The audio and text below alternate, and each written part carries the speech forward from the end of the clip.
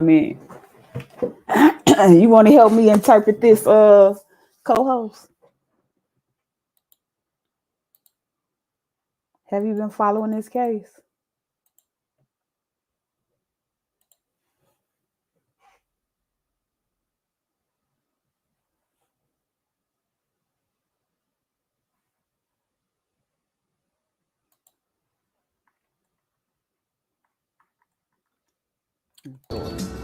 What's up with it, La Familia? Happy Sunday. Just had to pop in real quick. Justjate, fake niggas free. M.O.B. First lady on the panel, just Jay, this the channel. When you're watching, gon' sub, hit that like, leave a comment, respect what she all about. Haters gon' walk it out, a lady be a lady. Right now, bitch, close your mouth. A Midwest gangster, thuggin' in the South. A princess from Chicago, ATL queen, man. Pull up on the shoulder, she the hottest in the city. She a badass bitch, yeah, that thing seem pretty. Hold it up, light it up, we just wanna smoke and ride. If you look into her eyes, she'll leave you hypnotized. Soft spoken when she talk, don't get it twisted, get it twisted. She got lady too bold, yeah they with it, yeah they with it. What is you too street, she ain't come out here to play. Niggas like, who that is? That's my homie Just Jay. Sad.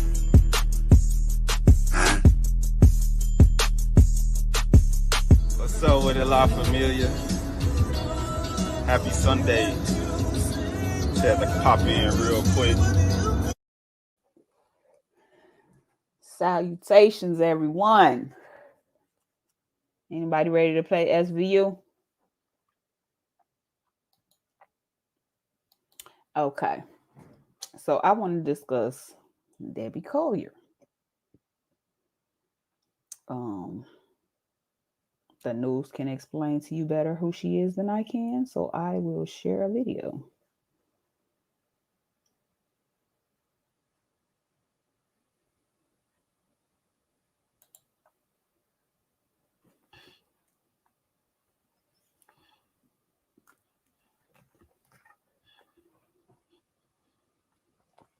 Come up, Cass.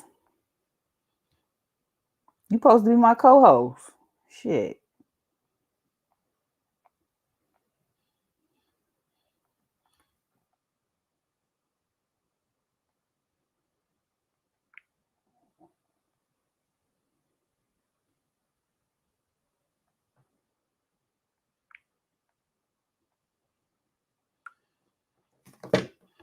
Okay, let me see. Let's start with this one.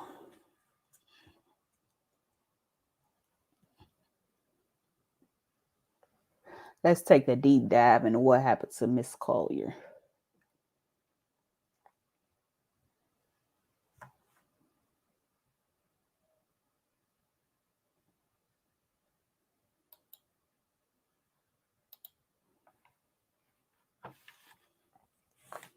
I see StreamYard got a little upgrade.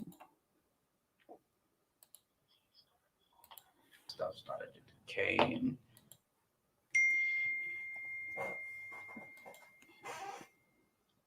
are working to piece together what happened to Debbie Collier, the 59-year-old Athens mom who vanished and was found dead the next day. Her story is getting national attention in part because of the disturbing details just released in this case. Here's 11 Alive's Molly Oak with the latest. 59-year-old Debbie Collier was reported missing on September 10th. Her husband, who she lived with in their Athens home, told police he last saw Collier before they went to bed at 9 o'clock the night before. He told police the two don't sleep in the same room because he snores. The next day, he told them he got up and left for work, saying her vehicle was there. The next afternoon, Collier's daughter got a Venmo transfer from her mom for more than $2,300. It came with a message saying, in part, quote, "They're not going to let me go." Then on Sunday, September 11th, her rental van was tracked to a rural area near Tallulah Falls. Down a ravine more than an hour away from her home, her body was found, partially naked and set on fire, her hands gripping a small tree. That was a week and a half ago. No word yet if this is a homicide. Back to you. The sheriff's office says it's now working to identify persons of interest. We're told the GBI is now conducting an autopsy on Collier's body. Evidence from the scene is also under analysis at the GBI crime lab. Breaking news at noon. We just received the incident report after an Athens woman was found dead near Tallulah Gorge in North Georgia. Deborah Collier was found on September 11th Found down after there. the Sirius XM radio in the woman's car pinged. According to the incident report, Clark County police found Collier's body naked and partially burned. Police tell us she was also grasping a small tree in her right hand. Her cause of death still under investigation by the medical examiner's office. The report says the last known contact from Collier was with her daughter.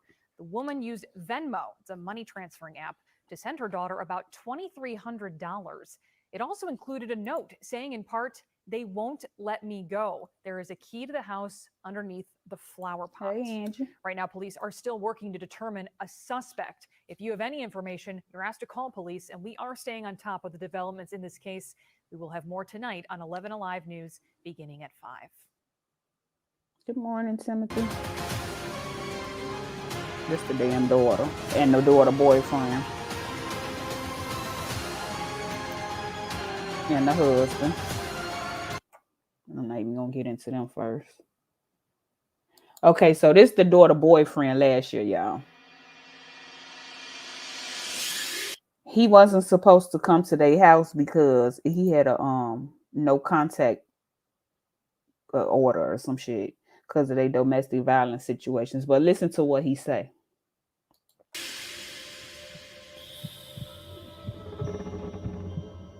Hello, my friends. Welcome to another episode of Deep True Crime. I'm Manny Rodriguez. In today's episode, we are continuing the story of the Debbie Collier case. Nothing directly tying them to this case, but considering that this is a weird case, the last thing you want to do if you to come up, let's go ahead and dive into the new updates. Deputies found Collier stripped naked at the bottom of an embankment off a rural highway 60 miles north of her home in Athens, lying on her back with her hands grasping at a tree and with charring on her abdomen. There were remnants of a fire nearby, as well as a partially burnt blue tarp and a red tote bag. Her rented Chrysler Pacifica, which led police to her location, was abandoned alongside the road. But Fox News Digital obtained a police body cam video from the Georgia police that shows the on and off again boyfriend. So they're about to show a video from last year, but just listen to him. Of the daughter, Amanda Bearden, arrested outside her home in September of 2021 for violating a no contact order and banging on her door in a dispute over money, which he claimed she was siphoning directly out of his account, despite. Keep that in mind that she supposedly sent her mama $2,385 an ugly through breakup. Venmo. Listen to the body cam footage, and then we'll continue to discuss after. Living here?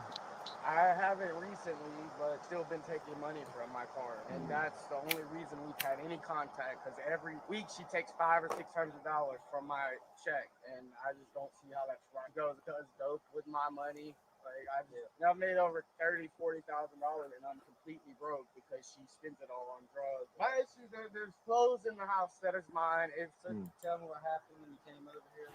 I asked for my clothes, and she said I needed to. I mean, I just got here. I haven't done anything wrong. That window's been. Can I just leave if she's not going to give me my stuff? He nervous. He gonna go to jail. That's why he acting like that. But just listen to what he say. Hey, Really Sunkiss. I mean, I'm trying to figure out what's going on somebody's door this early. Cause and seen it. So, I understand. I mean, like stuff's been stolen or whatever. She said to not ring the doorbell because her password. I just knocked on the door.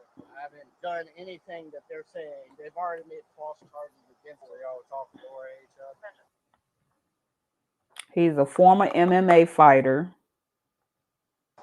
Trying to, but I mean, if The first time you made a sale online was also.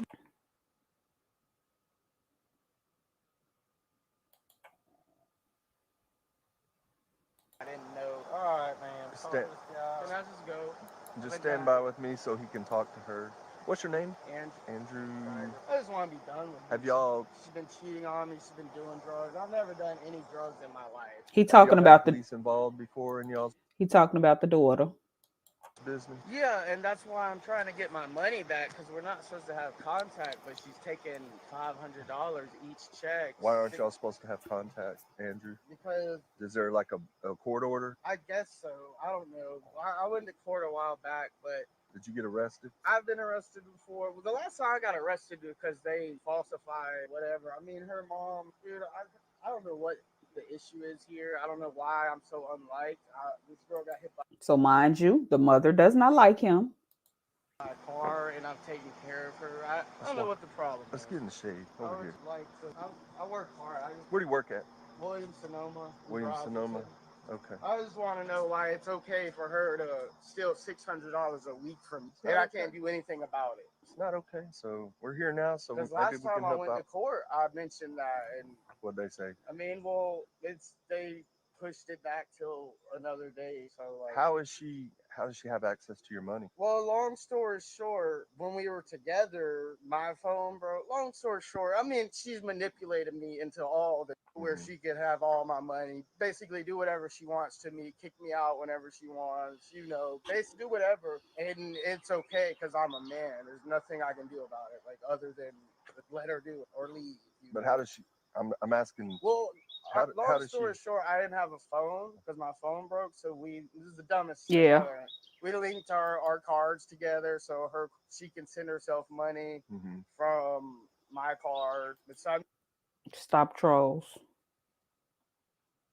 Okay, so basically that's all I really wanted y'all to hear on that one. And let me see if I can find one that's telling the timeline. Yes, sir. Going back to what you were saying about the death and why you're confident that this is a homicide, was there any signs of trauma to the body that clearly indicated that this was a homicide? The only thing You we know stupid. as of right now is the burns of the body. We're still waiting for She said I had to wait. office, but Thank you nonetheless, for waiting. burns. We're still treating this like a murder. We're trying to investigate it as such, and we won't deter from that just because we're going to treat it like that investigation to get all thorough information. And in the statement, it says, let's see, that you're clear that this was a random act of violence. Generally speaking, if I say something is a random act of violence. Casanova, I mean Timothy, a lot of people you have to be subscribed doing this case. Let me stop you right there. Where did that statement come from? Thank you. Not okay. My apologies. Okay, what meaning that No, could you be no, more two different specific? people, I don't want Casanova. words in your mouth. What does that mean? Does that mean someone knew someone? No, what that means at this point is there is no information. I'm sorry. There is no information or evidence to this point that shows that this was something random, that there was something that was out, that was not from somebody that she either knew or somebody who she had some association with. That's what we're seeing at this time. So based on that information, we do not believe that this is a random act of violence. We do not believe that this is the act of a serial killer. We believe that this act was deliberate and personal. Okay. Yeah, I saw you. Yeah. Have you been denied for a home loan because you're self? Yeah, I did.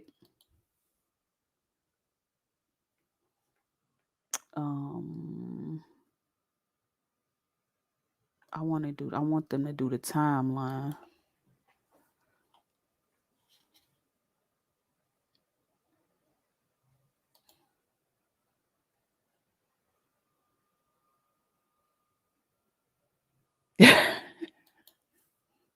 Crazy.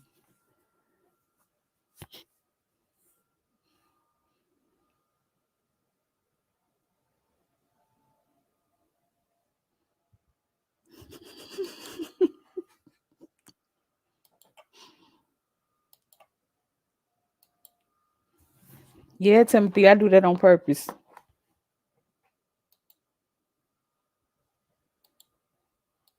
She said, shit, I had to wait an hour. Don't make me feel bad.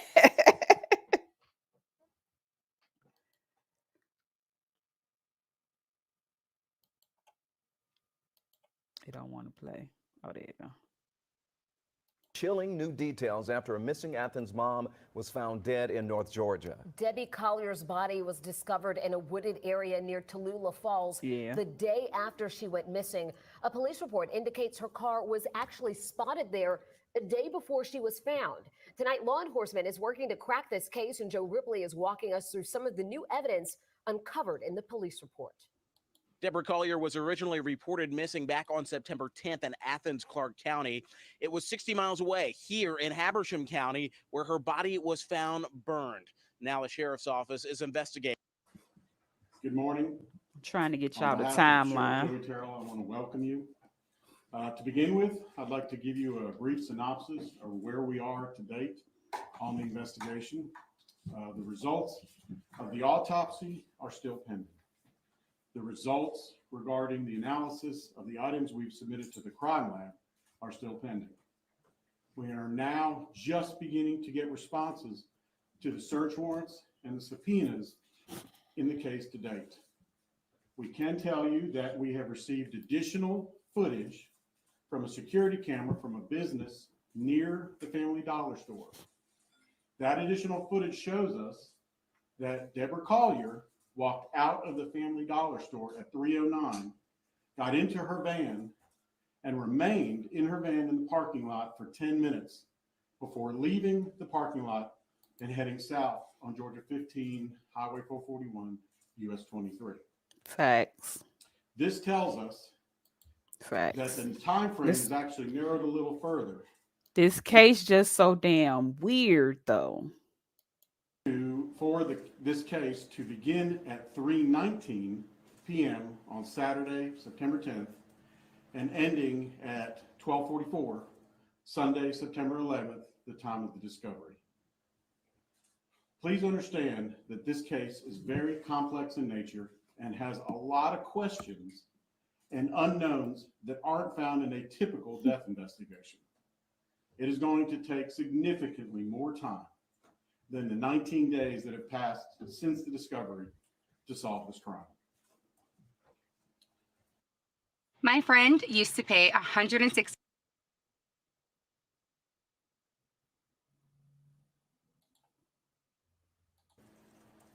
We also want you to know that we are working diligently to solve this case.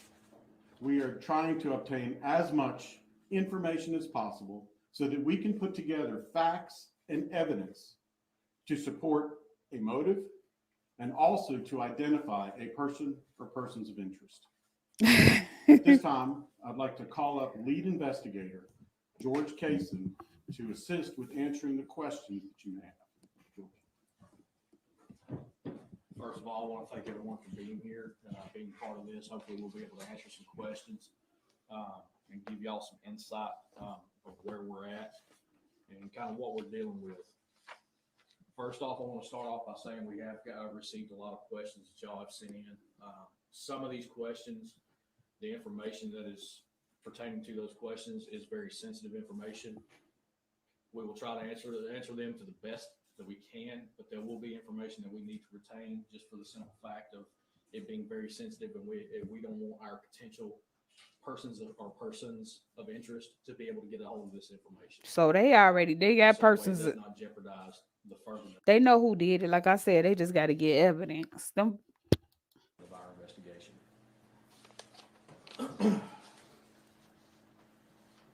As far as some of these questions that were asked, I'm going to kind of go through a list of them and try to give answers as best as possible to you. One of the first questions that was asked is, can you confirm the Venmo message from the daughter, from mom to daughter was sent to mom's phone? So you know that the daughter supposedly sent the mama supposed to have sent the daughter a Venmo message. Y'all seen the Venmo message She sent her a message, yeah, on Venmo with $2,385 saying they won't let me go. The kids and I love you. The kids in the blue pot. Who is they? We're still waiting more information that we have requested to confirm or deny where the Venmo was sent from, but we can confirm that Amanda did receive the Venmo. She did receive money. I remember her boyfriend said that she used to attach their account so she could take his money. That much we do know right now. Continuing on, our next question was, are you in possession of Collier's cell phone and where was it found? Yes, we are in possession of that cell phone. We do have it in evidence and it was located at the crime scene. The next question that was asked was, what was Collier's cause of death? And as Colonel Kogod mentioned, we are still awaiting the full report from the medical examiner's office. So after this, I'm going to play her husband's 911 call. Now, keep in mind, he's going to say she didn't have her purse or her money or credit cards, and they said she didn't have her phone. How did you text somebody without a phone? This lady found out here, partially burned in a ravine, holding a small tree, half naked, and it's just every time some evidence or something come out, it's just make the case weirder. That comes in, we will absolutely update everyone on those findings. What records and data have we analyzed? Due to that being sensitive information, much as the disclaimer that I gave when I first stepped up here, we don't want to reveal any information that could possibly be a potential or potentially jeopardize our investigation where our suspects will get that information. There was a question about Deborah's phone records. We have served multiple search warrants on multiple different cell phone carriers. We are working with them to get all pertinent data from those devices and from those carriers. So hopefully we'll be able to develop more of a timeline, a better timeline, and hopefully be able to find out more information about what exactly happened. See, don't play the daughter story. I only trust one place with my key.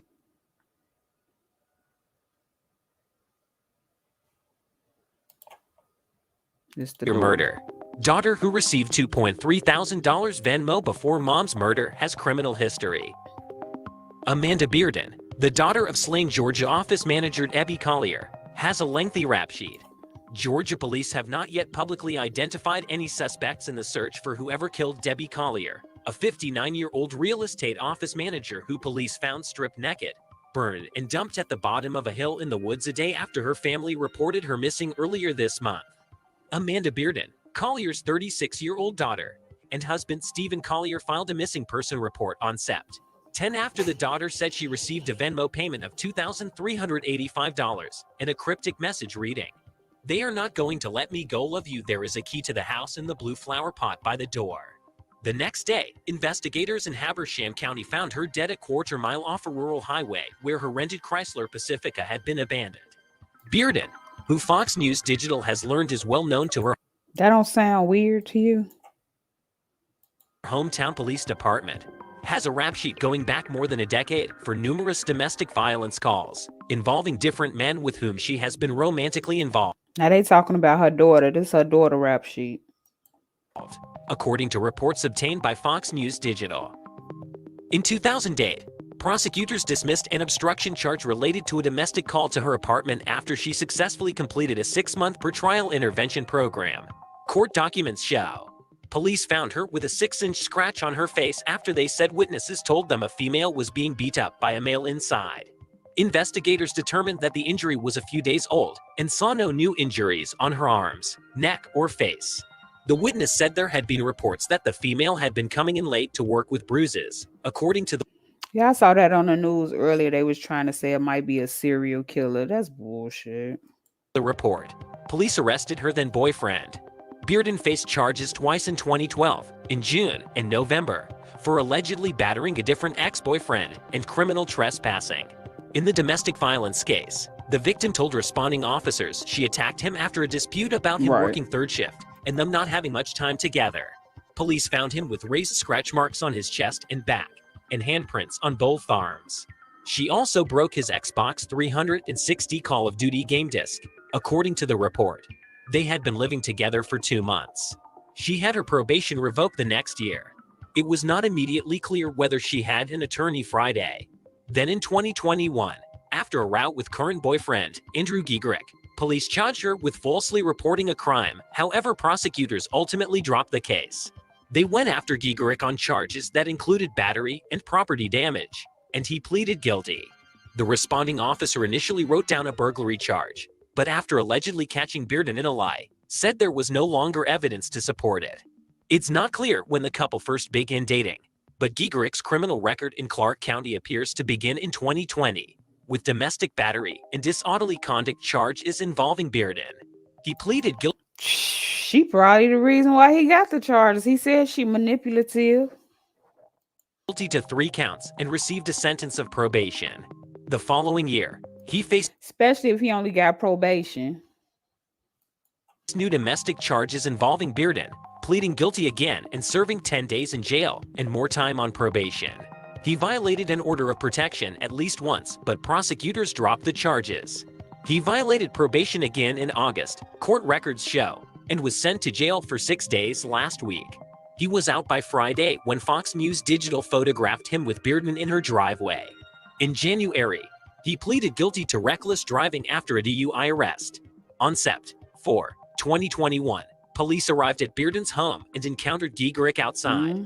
Body cam video obtained by Fox News Digital shows a long exchange, in which he discussed her alleged drug use and claimed she was stealing money from his paychecks on a weekly basis because he let her link his account to her phone before they split up. She's probably on drugs now, he told police outside the home, minutes before they handcuffed him. He was arrested for violating an order of protection. Once in cuffs, he could be heard telling the arresting officers that it wasn't fair. At moments, he broke into tears, begging to be allowed to go home and asking for a chance to speak with Bearden. When officers finally relented and told him they'd ask her if that was okay, they came back a moment later and told him she didn't want to speak. Throughout the encounter, police repeatedly told him he couldn't be on Bearden's property in violation of the order and that he needed to seek relief in civil court if she had been stealing his money. Giegerick's attorney did not immediately respond to a request for comment. The couple appears to have since reconciled and arrived at the house together Friday.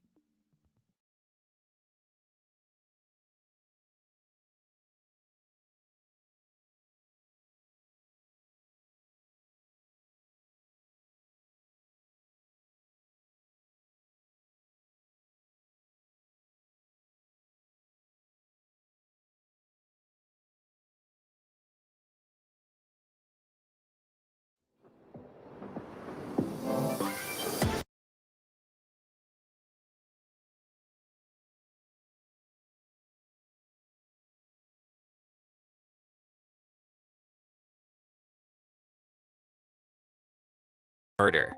Daughter who received $2.3 thousand Venmo before mom's murder has criminal history. Amanda Bearden, the daughter of slain Georgia office manager Debbie Collier, has a lengthy rap sheet. Georgia police have not yet publicly identified any suspects in the search for whoever killed Debbie Collier, a 59-year-old real estate office manager.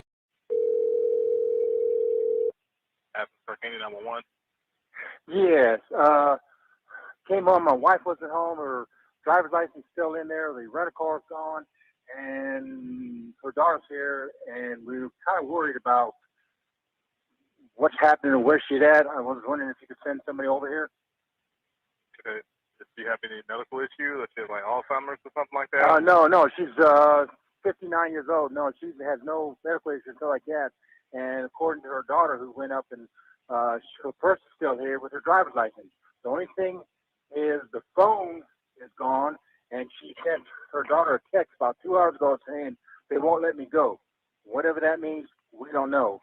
And I've been gone all day parking cars for the football game, and that's where we're at. What's your address, sir?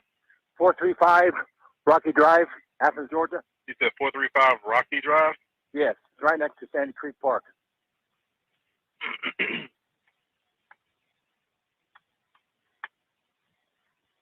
Okay, so she sent your daughter a text message saying that My stepdaughter. stepdaughter that they won't let her go, Yeah, she got a text message saying that. and it come from her number, right? What's your name, sir? Steve Collier. Spell your last name for me. Collier. And your wife's name? Deborah. Deborah. We call her Debbie, but it's Deborrah. Same last name? Collier, yes. How old is she? 59? 59. Just turned 59. You just returned home, right? Pardon me? You just returned home, right? Yes, I just returned home. I was parking cars until about 4:30, and when I came back, the van that she had rented because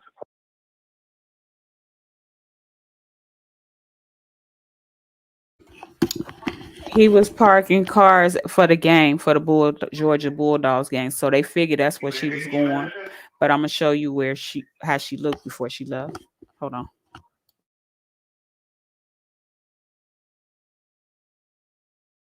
clothing shop was gone. I figured she was shopping for food. Okay. So and her car is there? Pardon me? Her van's not here. Okay. But her driver's license and what else is there? Right. Phone? Yeah, her driver's license is here. What else did she leave? With a purse or anything else? Yeah, she left her purse, and her credit cards are here. When was the last time she was seen? Well, I left at 9 o'clock. She was still sleeping. So, last night. I mean, she went to bed last night, and I left, and the van was here. So is your stepdaughter there though? I mean, did she see her today? Pardon me? Did your stepdaughter see her today? Wait a minute. You say stepdaughter. Did she see her or? Say that again. I'm trying to control a dog. Okay, your stepdaughter. Did she see her? No, recently? nobody has seen her. I was probably the last person to see her last night. What time? You said 9 o'clock last night. Yeah, about 9 o'clock we went to bed. You left this morning, right?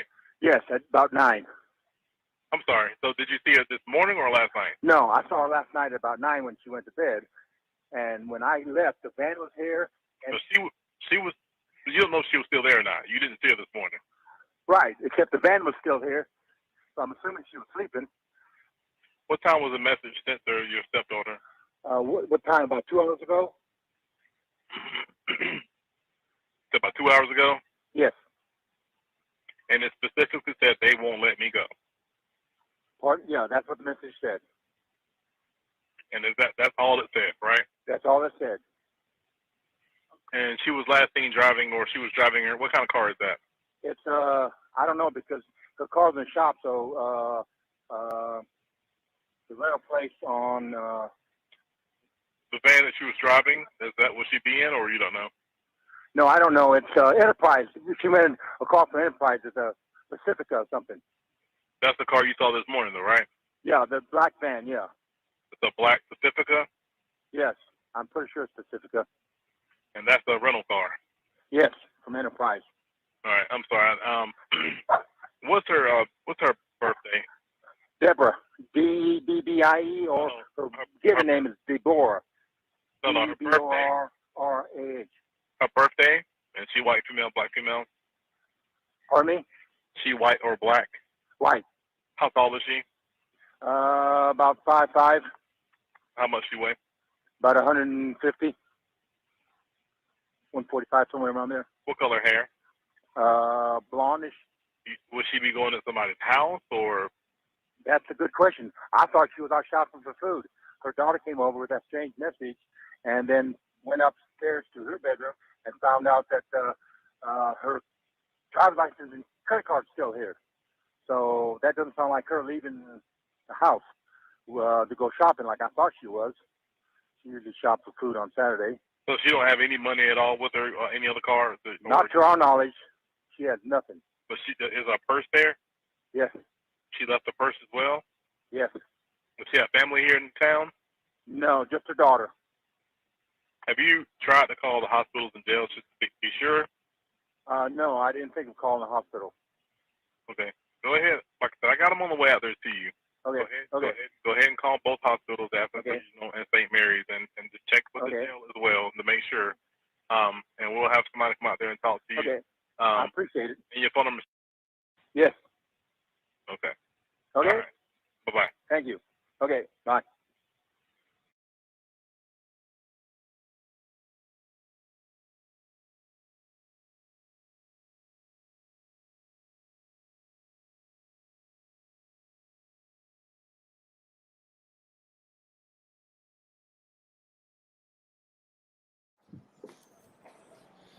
Hey guys, welcome to Forward. We're a new type of doctor's office that's providing preventative primary care. We've got world-class doctors. Good morning, everyone. My name is Michelle.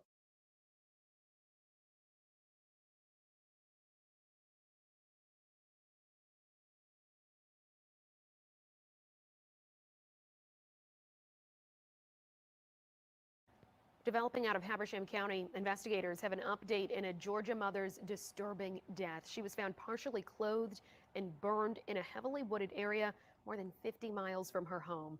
Fox 5's Kevin Stewart has more on this disturbing case. Yeah, this morning was the first time that reporters got to talk to investigators first face to face and ask them more specific questions. And I can tell you that they are trying to scour the entire My region bad, y'all. I was taking an important phone call.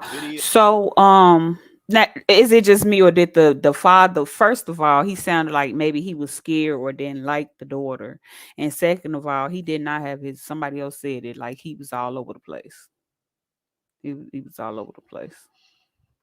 How does he know if the daughter's seen her if he been gone? Right. Try to connect the dots and trace Debbie Collier's movements. And to that end, I want to show you this video. It's actually a snapshot that was just released this morning, the day before she was found dead. This is her car driving northbound on Georgia 15 around 2:15 on September 10th. That would be in the direction of the Clayton Family Dollar. That's where she was last seen alive. This afternoon, investigators say they will release a new video which shows her leaving the Family Dollar and sitting inside her car for about 10 minutes until about 3:20.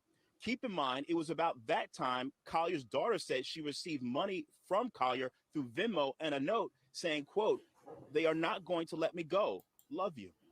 Was at 319 because we see her. Just a normal person, just a regular person who murder is, well, she was found murdered, and the way she was murdered was very hateful and mysterious, and the case has been all over the place because every time they feel like they got a lead, something new happens. But it's a lot of people talking about it because it's just so weird. Her in that vehicle leaving the parking lot, heading southbound on Georgia 15. There is no information or evidence to this point that shows that this was something random, that there was something that was out, that was not from somebody that she either knew or somebody who she had some association with. Yes, sir. Caucasian. Now, we may be weeks out from getting an autopsy and finding out how she was killed, but investigators insist this was not a suicide. They believe this is a homicide. They said they're not backing off of that. We'll get into that coming up at 4 o'clock. But for now, we're live in Clarksville. Kevin Stewart, Fox 5 News. Okay, wait a minute. Now let me show y'all the her at the Family Dollar. Let me see if I can get her When I first heard it, I thought she was black, but yeah, this case just is real eerie. For real. Son kids, it is really off. Let me see if I can find her death, her the scene where they found her at.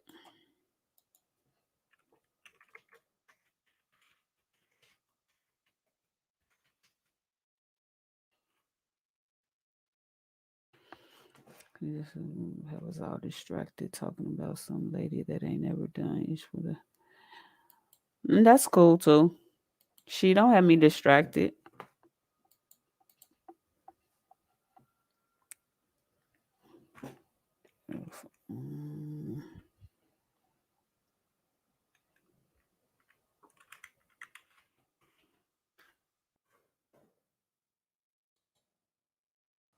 Yeah, they tried to blame it on somebody who she had a car accident with and all types of stuff.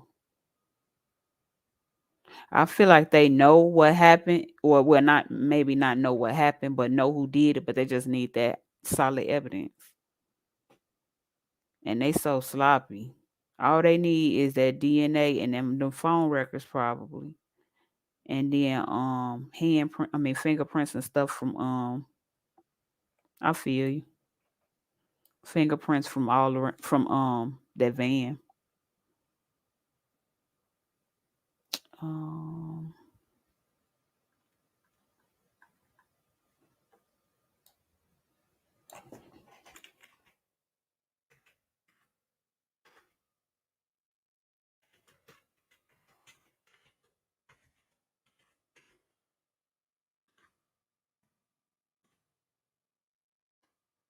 just a murder mystery. A lot of people like getting into that stuff.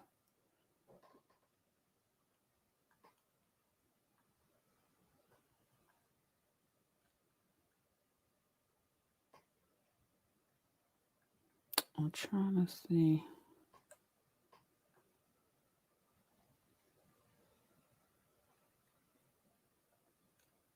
Okay.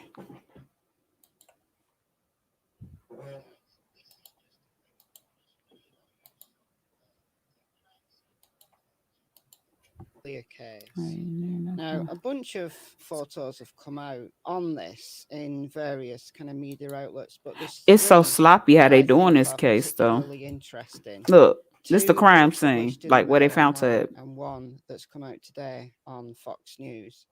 Now, this one, it's kind of a long range shot of the embankment. So this just shows you how steep the embankment was. Now, that's not terribly steep, like an average person could get up and down that. But given that Debbie had a bad back, then I think it's quite clear that I don't think she'd have tried to go up and down that voluntarily. Now, we don't know how bad Debbie's back was. We've only got that information from her daughter anyway, and she doesn't come across as the most believable person, to be quite honest with you. Right. She could have just had a bad back that was. But this is y'all see how these blue gloves left everywhere. I'm thinking maybe people don't, because a lot of people done been to this site just to see how it look, and they had to be the ones that left it there. Because I know ain't no police or no crime scene investigators just left gloves all over the place, all in the trees everywhere. And this tree stump, it was heavily burnt. Relatively mild, but given that a daughter has said she can't walk far, then I don't know, that sounds quite severe. I've got a bad back, but it doesn't kind of bother me. It's more like sitting that makes my back ache, but everybody's different. But that embankment, I think, would put a lot of people off, and perhaps it's not somewhere that should have gone voluntarily. I'll also note just the rubbish that's been left. These are gloves. These are forensic gloves. There's 1, 2, 3, at least 3 left at the scene. It was way more than that. That is very bad form, law enforcement. You should pick up all of this stuff. This is not good for the environment. But anyway, let's look at the tree stump. This is the tree stump with the remnants of the fire. So it looks like kind of this Torture or ritualistic. Because, oh my God, this is horrific. root thing that's kind of stuck out here has been burnt. It looks like recent burning, and there's one of those forensic gloves right there. I'm assuming that's the stump and that's the glove. So the fire was here, and then I think Debbie was found further down. I think they said Debbie was further down the embankment. So she tried to Laying on her back, holding onto a small tree. What I was about to say, I don't think forensics left them gloves. I think people done been out there trying to collect their own information. They found a unused round. It may not be linked to this case, but it's just some crazy stuff going on. run away, possibly. The most heartbreaking one for me is this one. This has only come out today on Fox News Digital, and it was embedded within the same article that people. And this is part of her clothing or her rain jacket. One day, shouldn't they have taken that? Like, it's real sloppy how they did it too, because they left evidence behind, if you ask me. Are now talking about where there was an unfired round found close to the scene. I'm less interested in that, to be quite honest with you, because we don't know that Debbie was shot. We've no idea if Debbie was shot. Why was an unfired round left there? I'm thinking that that's not going to be connected to the case, that somebody's left that at another time. But it's Right. this. This is my takeaway from that article, and I don't know how many people have picked up on this. What? That's why I said, could this be a psyop? Because 9/11, something always happened, like Tina said, to try to grasp our attention. It's just weird. This is the weirdest case. I don't know. The news media are speculating, and I don't know whether law enforcement are also speculating, is this within the remnants of the fire is red material, and is this the burning of Debbie's Georgia Bulldogs football shirt that she was wearing in the surveillance video? I think it looks like material that could be from a football jersey. Was the fire to burn her clothes, to get rid of some kind of evidence? And some people starting to think that that it was a that she unalived herself. I just can't see nobody setting themselves on fire. I don't know. And that's why she was naked. Now we now know that she wasn't completely Right, and half neck and strip half naked. naked, as the first reports came out was that she was naked. So I think there was this assumption that she was completely naked. I don't think she was completely naked. So it's interesting that the shirt has been burnt and there was charring on her abdomen. Now, I speculated in my video yesterday that perhaps Debbie burnt herself in a fire. I really don't know. There's so many questions, as I said today. There's so many questions. I mean, I focused on that football shirt. I think there's a significance in that. Now, obviously, she was running too late to go to the game. I think we've all established that. And yeah, Hey, loads of Danina. people have said in the comments that in America it's common to wear a football shirt even if you're not going to game. It is here. I've got football shirt. I've got football shirts from teams I don't support. They're comfortable, right? And you wear your shirt on game days. You wear your shirt whenever, right? So yeah, it's exactly the same in the UK. But is Debbie a football fan? And if Debbie's a football fan, I think that's significant. I think she could have been going somewhere to watch the game, like to meet someone to watch the game. We need to establish if Debbie was a fan. Okay. Anyway, her husband park cars for the park, so she could have been on her way there, but she didn't make it. She was headed in that direction at first.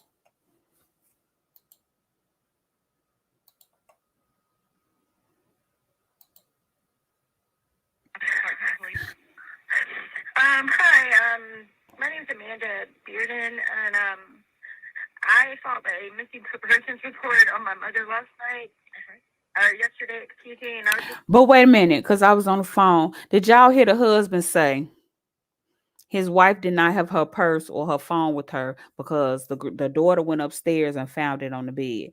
The wife walked into Family Dollar with her purse on, but I'm going to show y'all that in a minute. Just wondering if maybe I could speak with the detective that's been assigned to the case. Do you have any further information? I sure do. I mean, do you want the case number? I mean, I the case number so I can look it up that way. Bear with me just a second. I'm sorry. That's fine.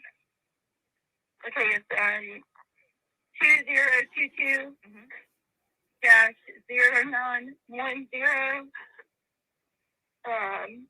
0216. 216. Yes, ma'am. And the detective may not actually be in the building yet, so I may have to get you a patrol officer, okay? So just bear with me just a second. Exactly. My thing is, why is the first thing you do is jump to thinking she was missing, and it's only been a few hours since you had seen her, but they slept in separate rooms because he snored. That was weird to me too. And it seemed like somebody, because he was talking to somebody, because he asked somebody a question in the background too.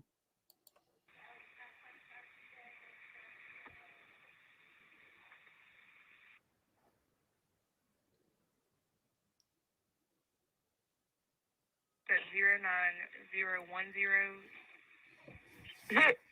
I'm sorry, the handwriting is not that great, but it's 091000216.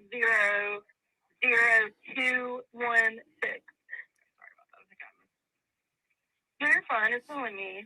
On Rocky Drive. I even thought it was probably her daughter with a wig on walking into Family Dollar, but it clearly wasn't. It's definitely not the same frame. Yes, ma'am. And what kind of update do you have, just so I know what to try to? Oh no, I'm sorry. I didn't mean like I had an update. I just meant. Oh my God! I didn't mean. I'm sorry. I'm not in a clear mental state. She trying to find out what they know. That basically, if you ask me, in my opinion, allegedly. Hey, Black. Okay, I have been around people with some vicious snoring though. My mother that's missing.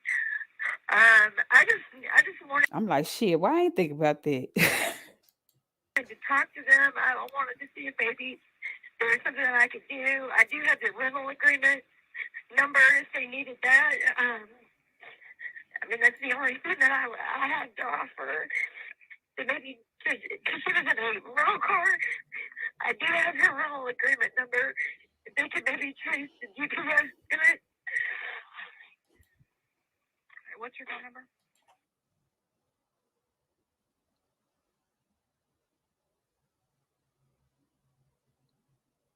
I'm her daughter. Yes, ma'am. Take a deep breath for me, okay? I'm sorry. It's okay. It's okay. I'd be upset too. I completely understand that part, like being upset about it. So the officer that took your report is already gone for the day. He worked last night. And then the detectives, I don't think they're in the building right now. They're kind of working on an on-call basis, so I don't know that I can get in touch with them unless I have something, fresh to give them, and that would be something. But I can see if I can get another officer to call you back, okay?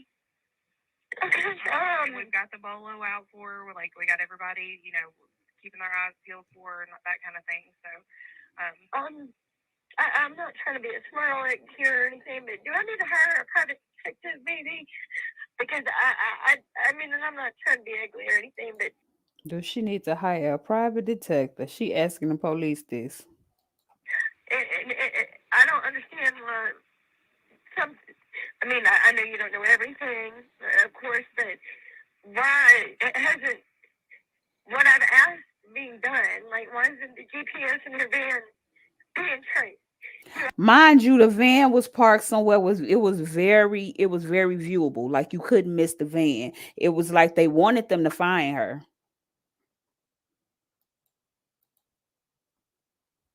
Do I need a private detective to do that? I mean, I'm not trying to be ugly or anything. I just, the most help. okay, so here's the thing. She's an She's an adult. Right. Okay. So that makes things a little more difficult because people are allowed to leave True. and go and do things without telling other people. And I know that's not a good answer. I understand that. But that is also, that is also part of it because she is an adult. So it just takes some time also to do these things. And so I don't specifically know what they've done yet or not. I wasn't here last night, so I don't know. But from my understanding, they would be doing everything that we know to do currently. But I will definitely get somebody to call you back, okay? Okay, thank you for talking to me. It's no problem. I'm so sorry. I hate that this is happening to you. What was your name again, sweetie? Amanda Bearden. Amanda Bearden. Spell your last name? Bearden. Okay. All right. I'll get somebody to call you back here shortly, okay? Thank you so much. All right, thank you. Bye-bye. Bye. She called again. Athens Clark County Police. Hi, can I speak with Colonel Johnson? Okay, I don't have a Colonel Johnson. Okay. He just called me. I had some more information for him, and I wanted to get it to him. My name's Amanda Bearden. Okay. All right, hold on one second. Now, what type of information could she have for him? But we can go off. I talked to you earlier. So was Yes. Sergeant Johnson we had you talk to. Hold on. Sergeant Johnson. I'm sorry. No, that's okay. Just lots of Johnsons around here, so I want to make sure I got the I right one. get it. You just need him to call you back. Yes, ma'am. I thought about it, and I She might be high too. have her iCloud information. I know that it's and correct me if I'm wrong, but if the phone is turned off, it would still track her. But I do have her. I've got her Apple ID and what I thought was her password, but the password isn't working. I don't know if y'all have technology or whatever, but I do have. I don't know. I mean, you know. All right, hold on one second, okay? He said he'd call me back. Okay, thank you.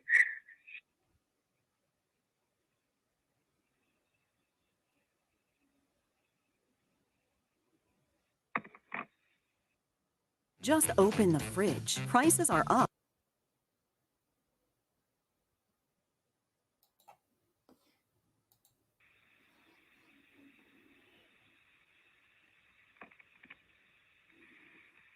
All right, ma'am, he said he'd be calling you back shortly, okay? Thank you so much. All right, no problem. Thank you. Bye-bye. Now, this is her sister, who don't even live in that state. My name is Diane Shirley, and my sister lives in Georgia, and my niece told me she was missing. Her name is Deborah. So it seemed like the daughter got everybody calling the police. The husband called first, then she called twice, then she got her auntie to call. Collier, or she could go by Debbie. Right. Okay. And I'm wondering if y'all have any information about it. As far as, I mean, no, not other than with the officer or whoever is working on the case. I don't know anything. Where does she live? You know? All I know is, I'm sorry, I don't know her address. Collier. Okay. Collier. Yeah, I mean, I wouldn't have any information. You know, when there's something, they will contact the family. Whenever they, like I said, whenever they have something for that. Okay. All right. We're just not getting information, so I'm just. Yeah, I'm sorry about that. I am really. That got to be hard to be in another state and then somebody call you and tell you your sister missing and you just don't know what to think. Really worried about my sister. Okay. And you know, do you have any information where she might go, or do you have anything to ask? Well, from my niece, she said that she was in an accident about a month ago, and she was, you know, on the road. She was following this truck, and this truck lost. They trying to paint a damn narrative, and I'm gonna tell y'all about when she. This is why she was in a rental car a month ago. But I'm gonna tell y'all what the report said about that wreck. A paint can, and the paint can hit my sister's car, and the paint went everywhere. And the driver was trying to convince my sister not to tell the cops that he was driving because he was out on parole, and there was, you know, a stipulation to his parole that he couldn't drive. I guess. You think that was, I'm sorry.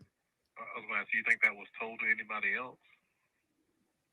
Well, do you think that was told to the officer, that concern?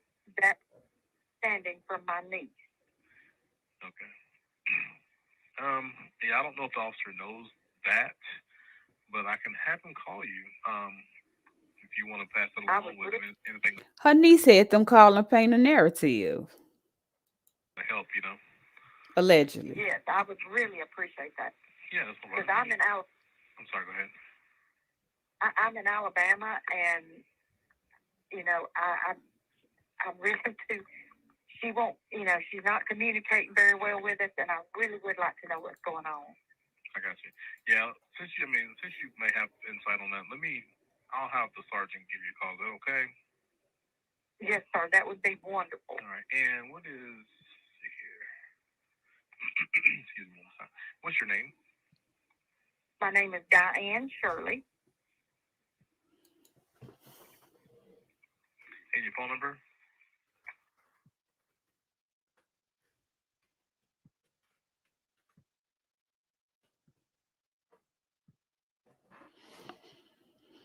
She got a long ass phone number. Yes, sir.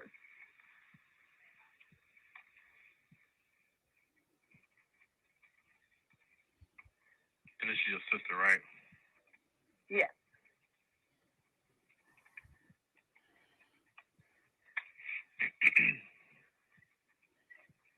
Her daughter's name is Amanda Bearden. She would have been the one that would, her and her husband, Steve Collier, would have been the ones filing the report, was my understanding from Amanda. Okay. Amanda doing a lot of talking. Okay, just hang tight, all right? All right, thank you so much. Okay, wait a minute. Let me see if I can find a short video. Most people are really in my hand. They're like, do you?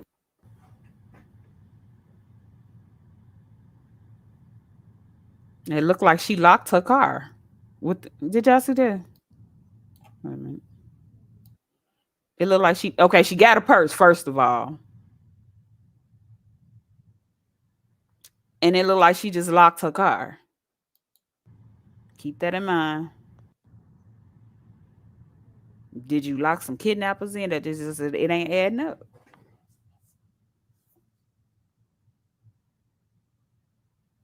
And that's everything that was used to kill her. Well, beside whatever else they did that I know of.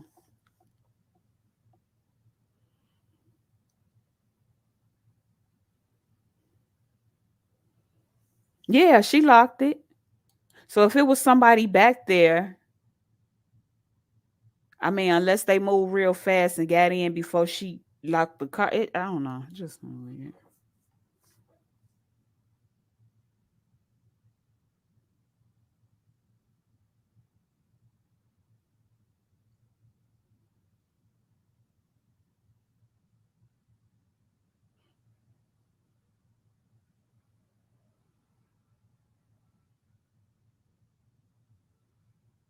She don't seem like a person in distress or nothing.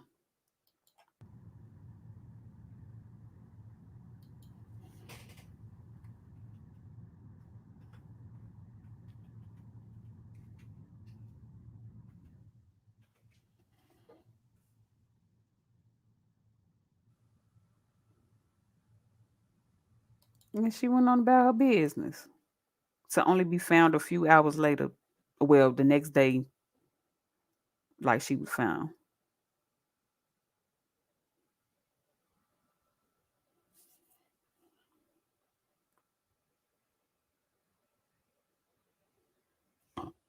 But her weird movement in the park, it was the movement in the parking lot. They said she sat there for 10 minutes. Hold on. It's loading up slow.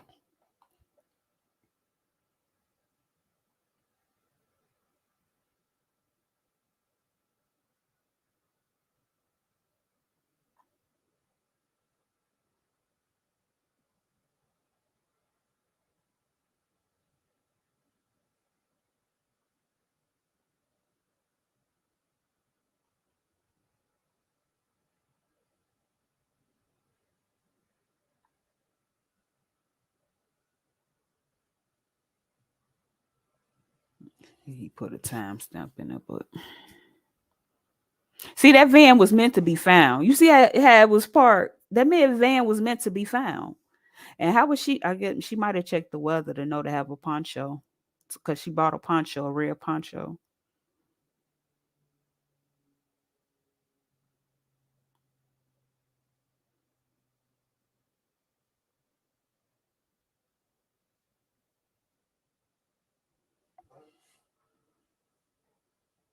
Hold on, let me skim through this. Welcome back to another episode of Grizzly True Crime. My name is Gisela Kay, and today I would like to offer you a full case file in the Debbie Collier case. And by that I mean everything.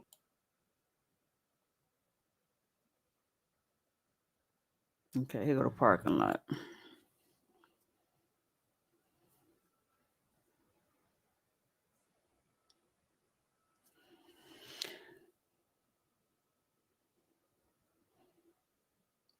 This is her car right here. This ain't the beginning of the footage because she parked right here at first and then she move up here before she go into Family Dollar.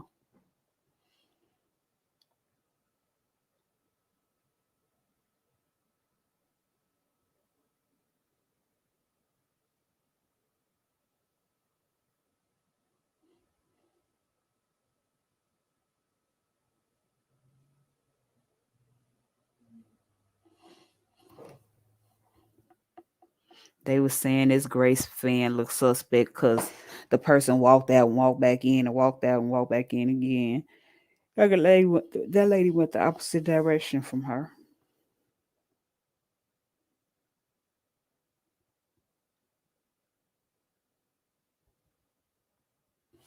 See, she ain't even got out the van yet.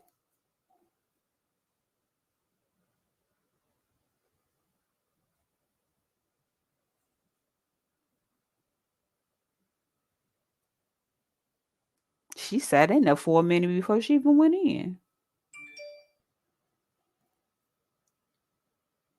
There she go. Wait a minute. Oh, that ain't her.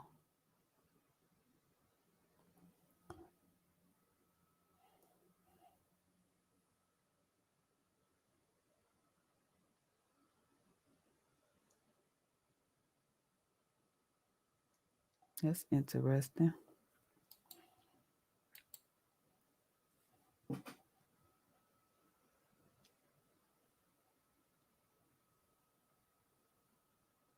Did y'all see her get out the van yet? I didn't see her.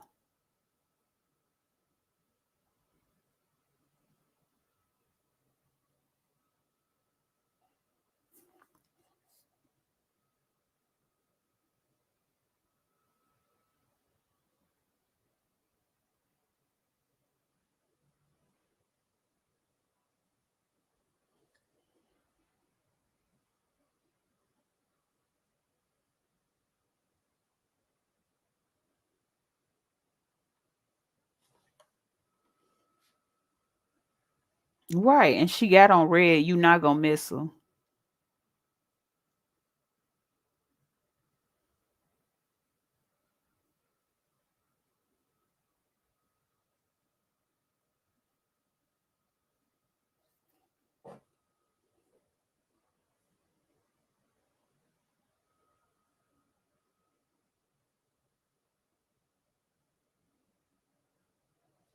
Cause she had been on the phone asking what buying this stuff for her daughter and asking her what she need.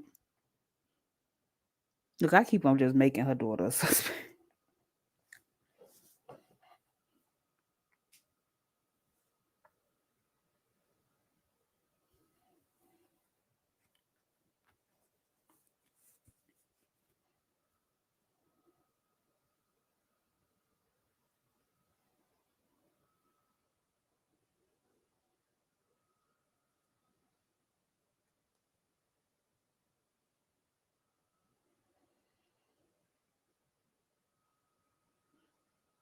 It could be. It could be a psyop.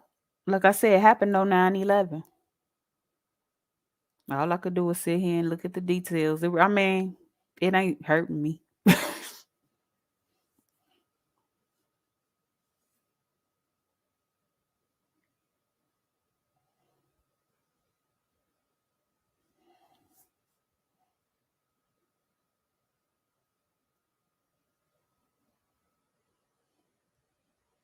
The details just seem so damn shaky.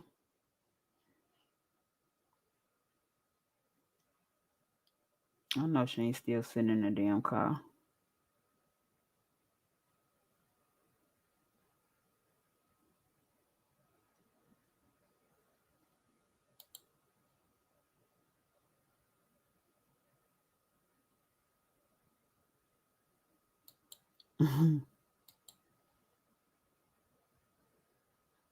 Right. She's talking about private investigators and who you talking about? Us? The whole damn internet. I like murder mysteries.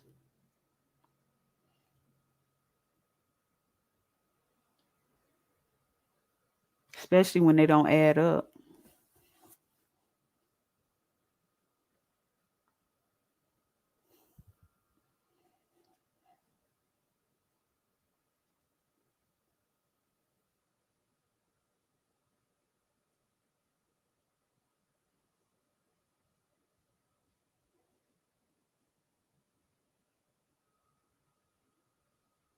I know she ain't still sitting in there.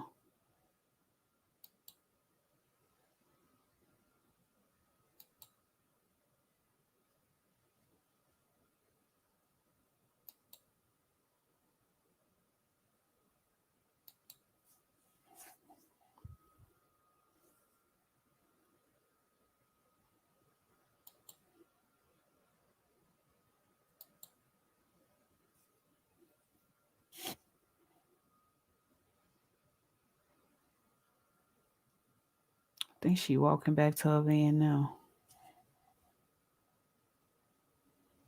I know I seen a clearer picture of her getting out and getting back in though.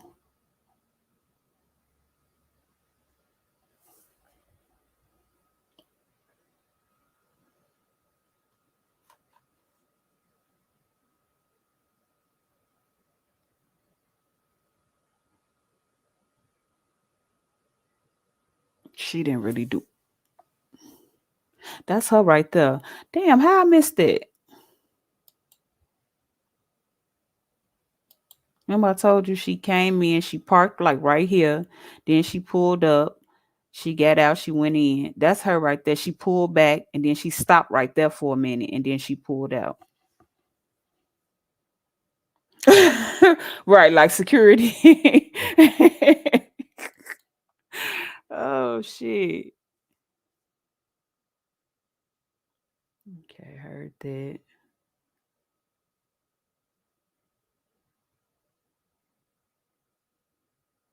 Okay, here goes some crime scene footage. Shh. The weapon was a fire. They set her on fire unless they did something else to her.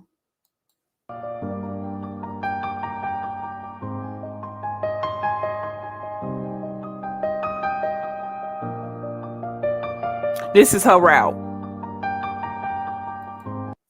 If she was going to the Bulldogs game, this would have been her route. That's the only thing that they see. Other than she was close to a rehab. She passed like 3 Family Dollars to get there. Wait, no, this is the route from her home to the Family Dollar. She passed like 3 Family Dollars, but they also said that this place is close to her son. She said clue. This is close to her son. I mean her daughter's boyfriend's rehab or some shit. To the spot where there's a memorial. I just want to show you this. These cars are coming north. And if you go southbound from here, there's another road down there on the right. There's actually a picnic area down in that area. Just as soon as you take a right, there's a picnic area down there. So I'm thinking, what if she met somebody at that picnic area before she went to Family Dollar? That's the only thing I can come up with. You know, why would somebody drive so far north to go to a Family Dollar when there were so many other stores between Athens and here? So anyway, I'll show you. Here's the... Yeah, that's these sleuths going out there leaving them gloves. That's bogus. They tainting the same because the crime investigators already did a bad job by leaving stuff out there. Memorial. And some people have started leaving flowers. And there's a post here. So maybe at one time there was a fence, or this used to be a trail. Because if you look down, it almost looks like at one time somebody could have driven down in here. I don't know how far down they went. So she had a bad back, and this is a hill. This is a steep hill, so it goes all the way down to that river that they had showed earlier. There's some charring there.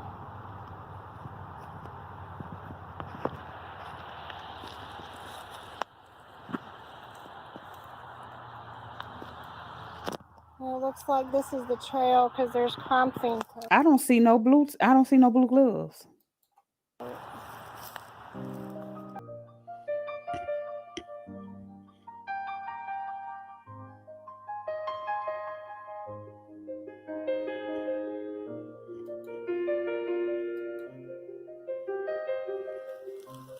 There's an area there with some rocks. There's a face mask right there. You know, it was very She windy already the been last few found. days, so things have probably. She was already found. She ain't no missing person.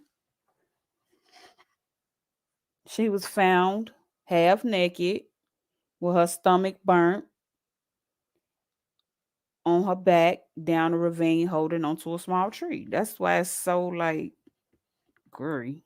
And she ain't missing. What's up, Slow Burn? Been blown around. So whatever the investigators and coroner's office left behind as far as mask and I don't see no blue gloves. gloves are probably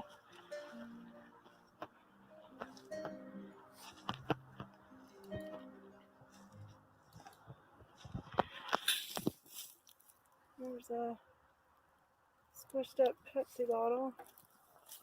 There's more tape, so I guess this is it.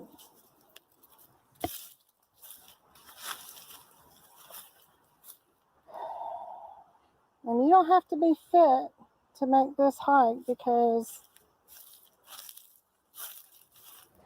it's not steep. None of this is steep at all.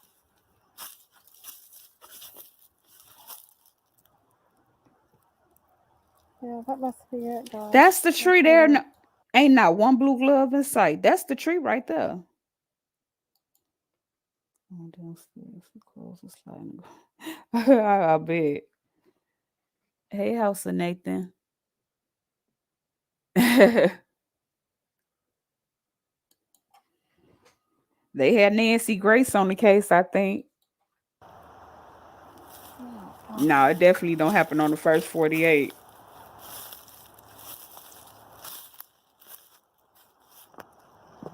There's trying there. Where? Oh, that wood branch.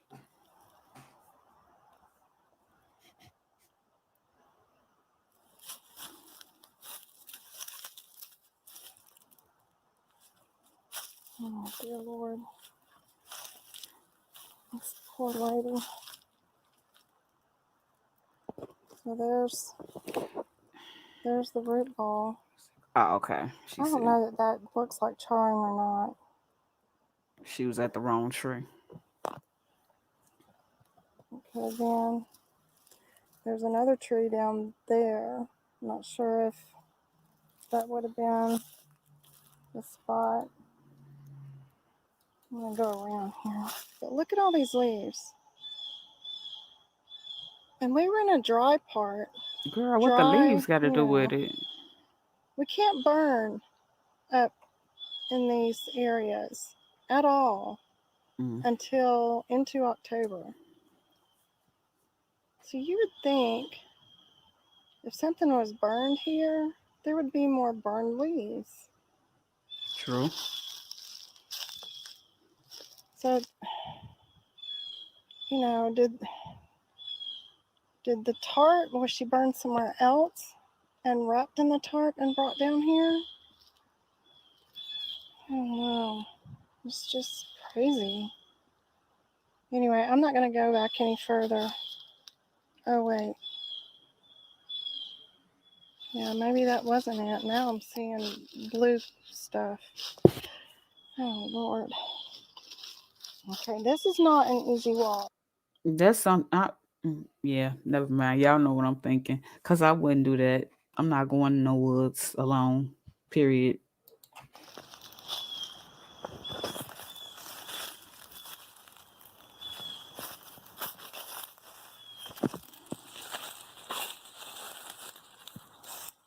But you don't have to be physically fit to do this. It's just, you got to find your footing. You know, it's like people went over this.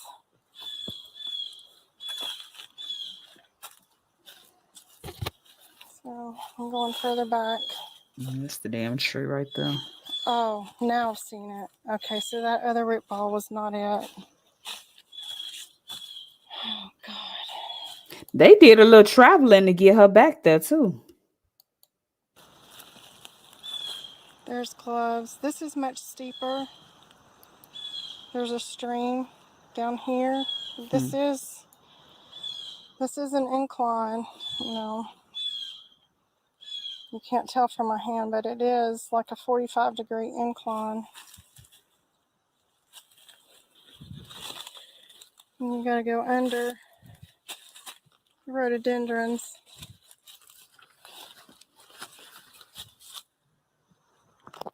to get here. Look, gloves all in the tree. There's a glove. And just to show you, there's another glove. And down in there, way down in there would be a stream.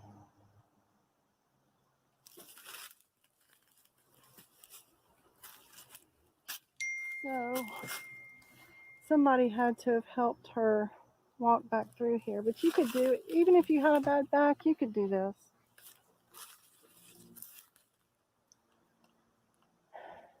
And that tree was cut recently.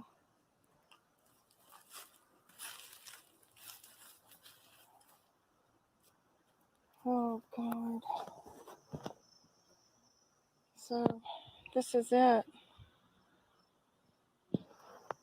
Oh, Lord help.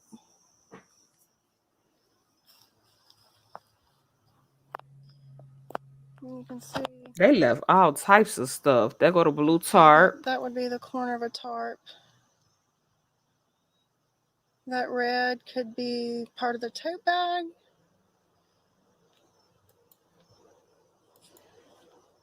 These are paper towels that I'm looking at right here. Oh, this poor lady. I know. Right. Just makes you sick. Tell me. Right. That's why I think it's people another just coming piece of out there fabric. observing the crime. But that's tainting the I don't know. Maybe they got all they needed from now.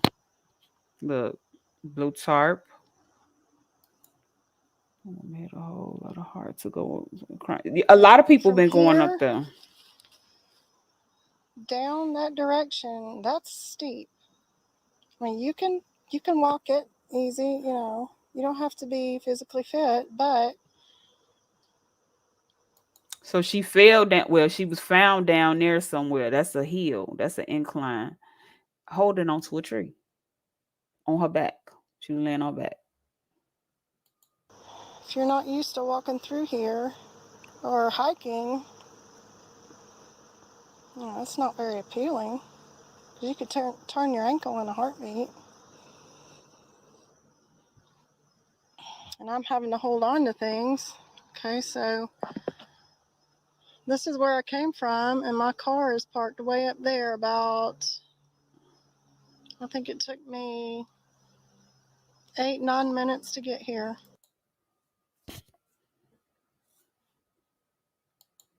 My mama's my everything. You got trying to squeeze Somebody these took my tears whole out. world from me. I started going My thing is, if you gotta cry, you gotta. If you feel like crying, you're gonna cry. Why would you try to squeeze tears out? to all the different places that I thought she would go, like Walmart, Ulta. I mean, I drove around for at least 2 hours, immediate hysterical. I'd never been through this before. I'm giving woman, and she didn't deserve any of this. She had this message for her mother's killer. I just want them to rot in hell. I do, sir. I mean, it's not going to take my pain away. I know it's not, but I want justice for my mom. That's her boyfriend. We sleep with stuff in front of our back door and our front door because we didn't have anything to do with this, so we're a little. Wait a minute. Wait a minute. What does the phrase say? They ain't asked you, did you have anything to do with it? This man said the first thing he said was we ain't had nothing to do with it. Talking about never mind. Had nothing to do with this, so we're just No, I trying to know. protect I bet. ourselves at this point.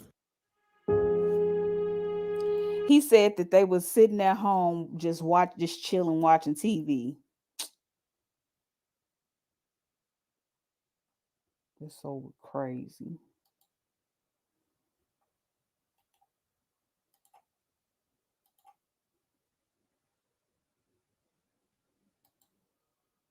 I can't wait till these doggone autopsy reports come out. This autopsy report. Hold on, here go another one.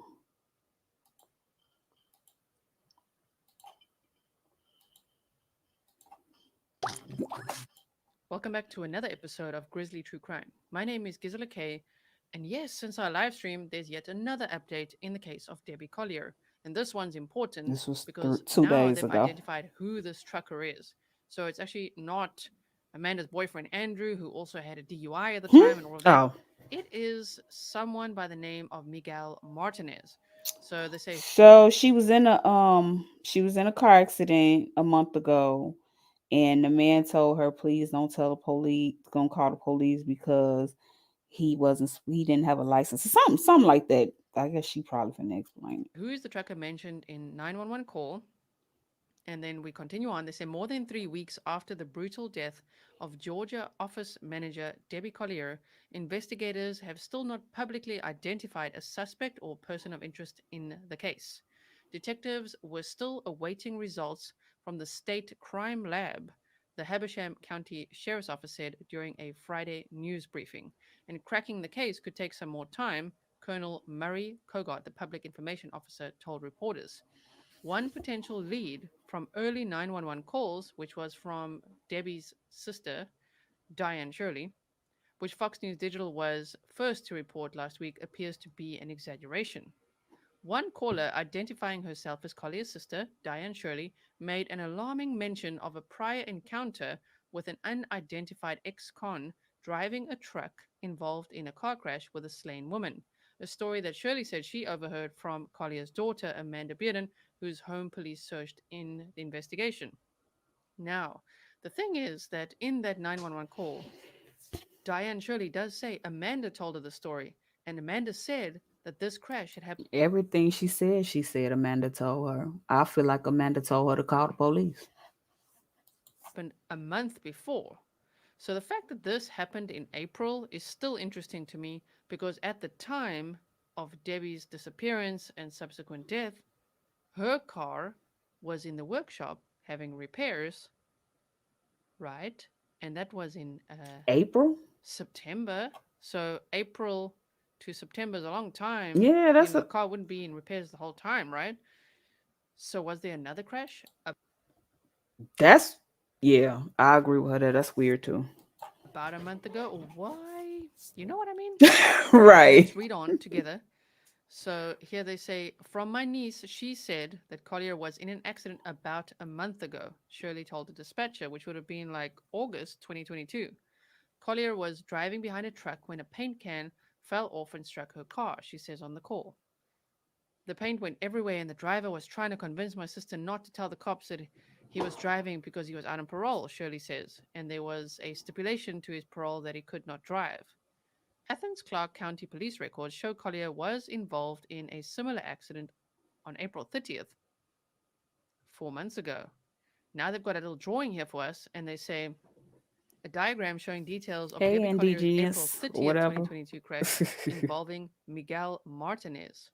So they show their vehicle 1, vehicle 2, path of unsecure load, and that's it. They've got it just simple there, right?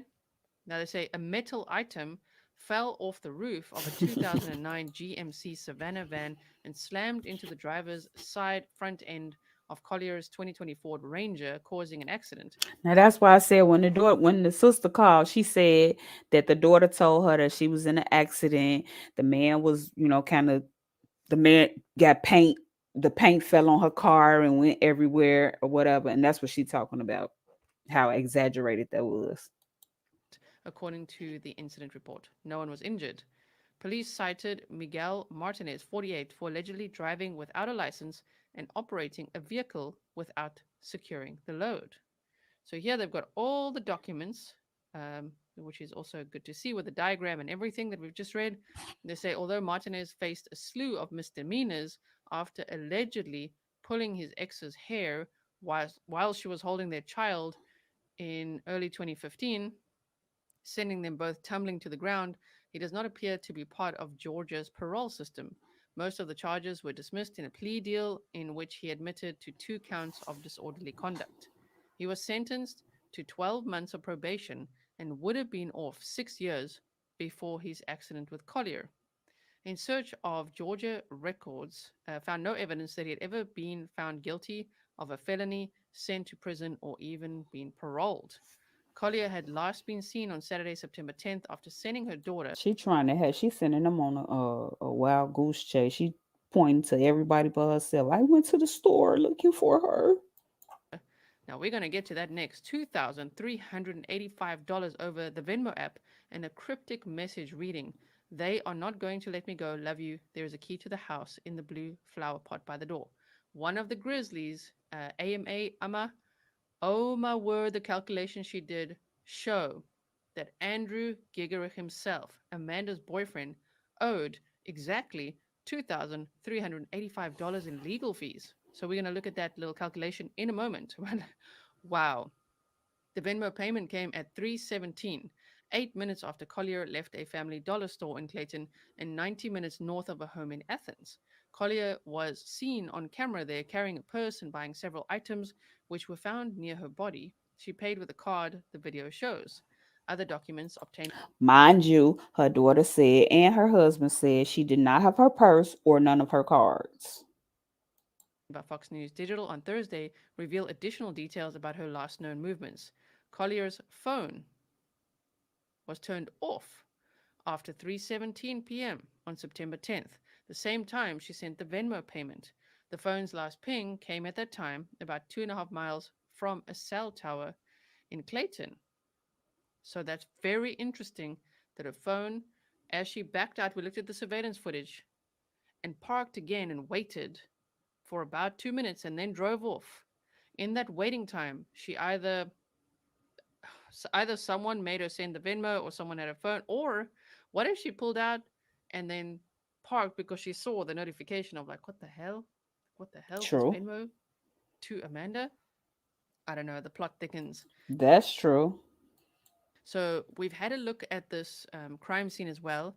One of the Grizzlies was actually boots on the ground. Thank you so much, Lisa, for going out there and taking time out of your day to film everything for us. It was really great to see. If you missed that, please check out the video in the playlist, you guys, that we have of her walking this entire scene, which was quite something to see from boots on the ground.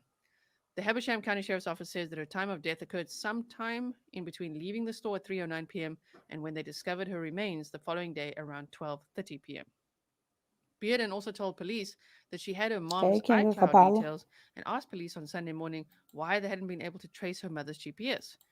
But if she had her mom's iCloud details, And I feel like that's why they left the car there. That's why she was calling, like, y'all still got my mama out there. I don't know. wouldn't she be able to use the Find My iPhone or Find My Phone app, right? Wouldn't she be able to find her mom's phone? Even if it was turned off, is that not true? Interesting. Why hasn't what I've been asked done? She said. Why isn't the GPS in her van being traced? Do I need a private detective to do that? The still image provided by the Habersham County Sheriff's Office shows the rental car driven by Debbie Collier as it passes through Tallulah Falls at 2:17 p.m. on September 10th, 2022. A couple of hours later, investigators successfully tracked Collier's rental vehicle's location with the help of its Sirius XM radio. They found her remains a quarter mile into the woods off Georgia Route 15 in Tallulah Falls, more than an hour's drive from her home in Athens. Anyone with information on Collier's case is asked to contact Habersham Sheriff's investigators Cale Garrison or George Kaysen at 706-839-0559 or 706-839-0560, respectively. Police are asking anyone with surveillance cameras between Tallulah Falls and Clayton to review their footage on September 10th and September 11th for signs of Collier, and that anyone who interacted with her on September 9th or later to come forward. Very interesting. Now, before I show you the sum of the $2,385, I just want to show you one thing. So she finna break down how the daughter's boyfriend owed that much in court fees. Okay, so over here we have 11 Alive with 1 million subscribers. Their news clip: What happened to Debbie Collier? New details unveil Athens woman's final tragic. Right. So when she went in Family Dollar, she bought a red shopping bag, a poncho, a blue tarp, paper towels, and something to start a fire with. I forgot what they said, a torch or something to start a fire with. When you see her walk in Family Dollar, she got a black purse on. So even if it was the red or the black purse, that still don't add up. But he said that the daughter went upstairs and looked in her room and the purse was up there. So she could have easily ran upstairs and, you know what I'm saying? Because they also said she didn't have her phone. But how did you send a Venmo? Right. She had a black purse on. Moments. And in this clip, somewhere around here, they showed these pictures, which is kind of strange. It's more than a week after her body was found in Habersham County, about an hour away from her home. A police report revealed These pictures have been really confusing. Like, where did they Very. get this? And now I see some reporters have said there was actually one lady on Court TV that said that when she fell down a steep ravine, but that reporter hadn't been out to the scene, from what I I'm understand. trying to, and her So I was boyfriend, really and confused. probably her Like, stepdaddy too. what? Like, were they burnt items found near the tree, and then she fell down the steep cliff? It's not That's even a what it ravine. It's sound just like. like off a cliff. That was confusing to me, especially looking at the maps and everything. But thanks to one of the Grizzlies, they actually helped me source that exact image. And this is where it's from. It's from an article from October 31st, 2021 that says, Brookhaven man found dead at the bottom of Tallulah Gorge. So they passing around a fake picture. She didn't fall all the way down there. So this picture, just to clear it up, has absolutely nothing to do with Debbie Collier's case. So I hope that clears up some of the confusion of, like, is it possible that she fell down a cliff? No. So this is Tallulah Gorge, but it's got nothing to do with Debbie's case, and it's not where she was found. Okay, now for the sum.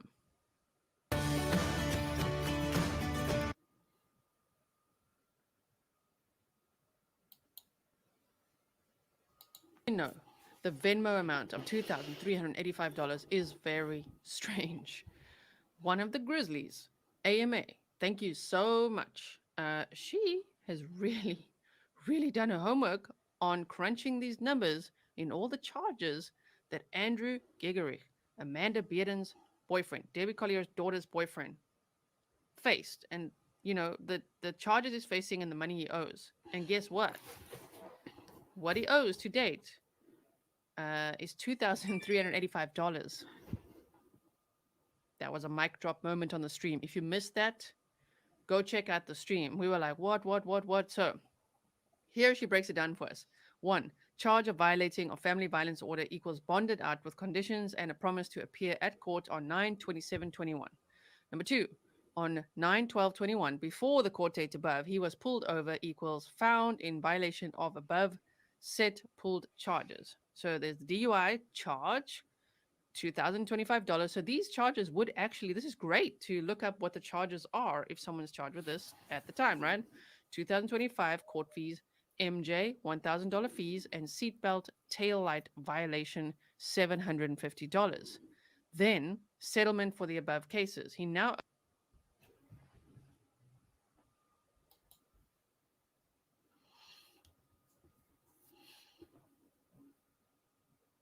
owes another $292, which was for the warrant fee. Okay, so if we just continue on with that, let me show you the next slide.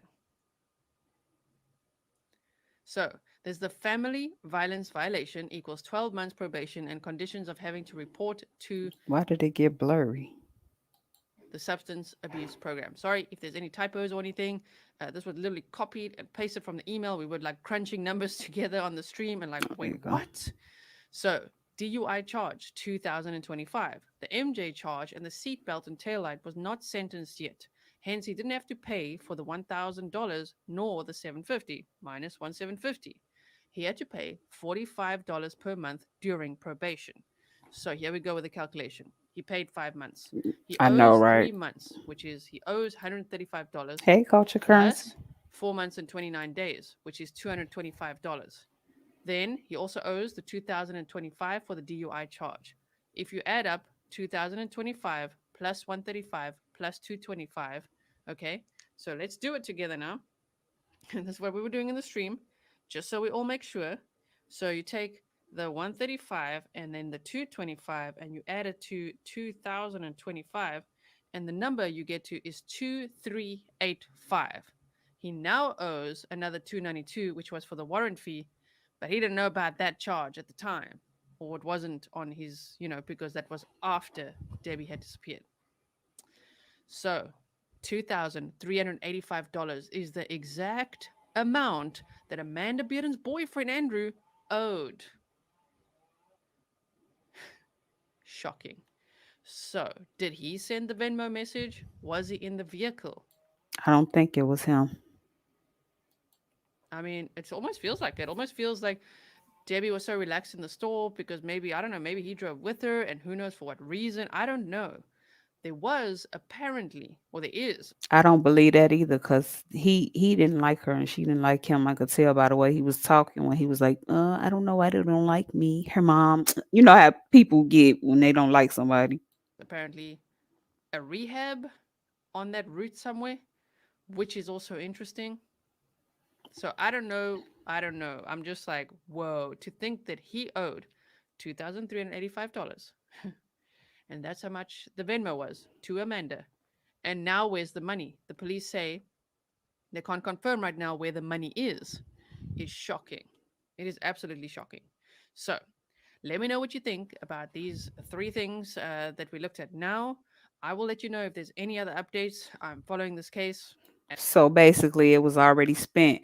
But As you know, as you are, we're looking out for all the updates, right? What? And yeah, I'll keep you posted. Thank you so much for watching. See you again soon. Stay safe.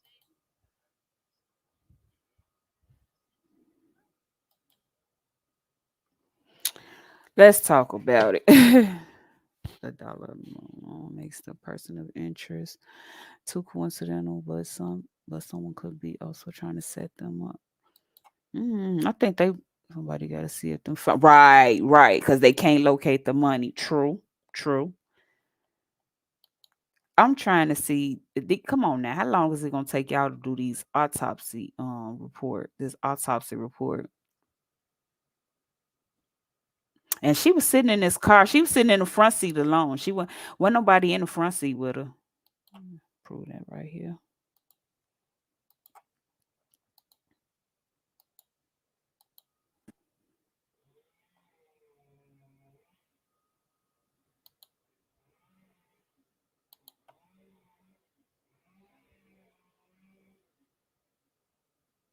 And as far as the timeline, the last time we know that she was alive was at 3:19. Because we see her in that vehicle leaving the parking lot.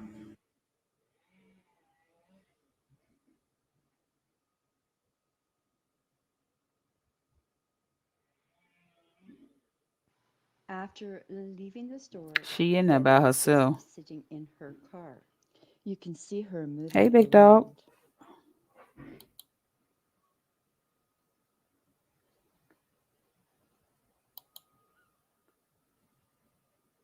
She Debbie went to the begins back. to back Oh. up quite slowly.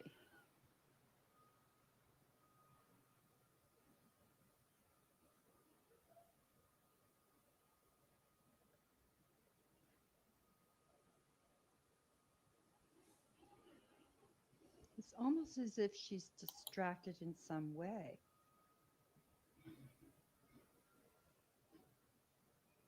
And then she pulls her car to this area and stops.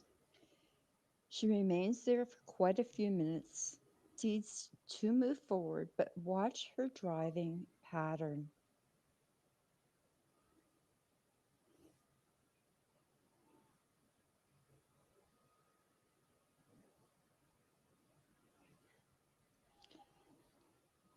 Instead of going straight,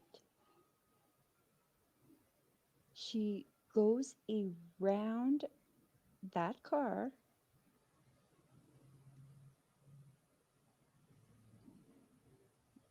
and then proceeds to make the turn. And you can see her about to move down the highway here.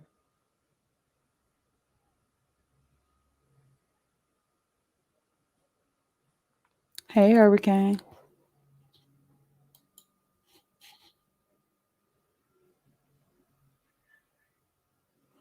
Well, I can't say if she was moving mysteriously, but why did she pause?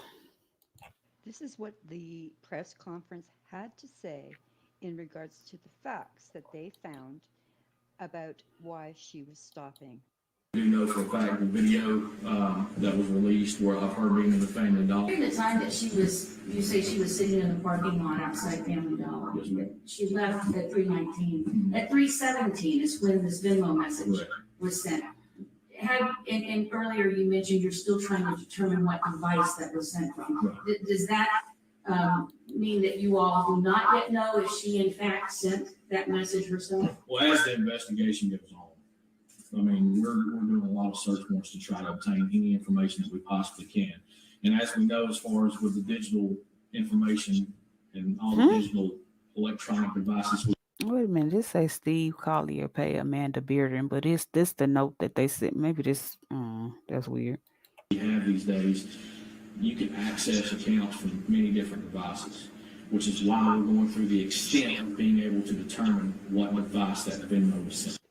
Although we don't get to see her leaving the store, I cleaned up the video a little bit and you can clearly see her in the car.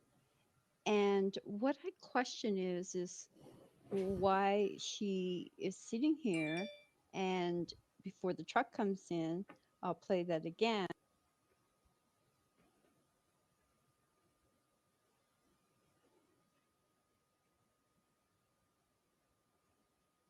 She could possibly be talking on the phone. What made her move out of that spot and then stop here and continue on with whatever she was doing, perhaps sending the Vimo or something else. So the tip as far as her being at Family Dollar came from an initial interview to where she was talking about her and her mother going to Family Dollar to buy cleaning supplies to help clean up her apartment when she got back to Georgia.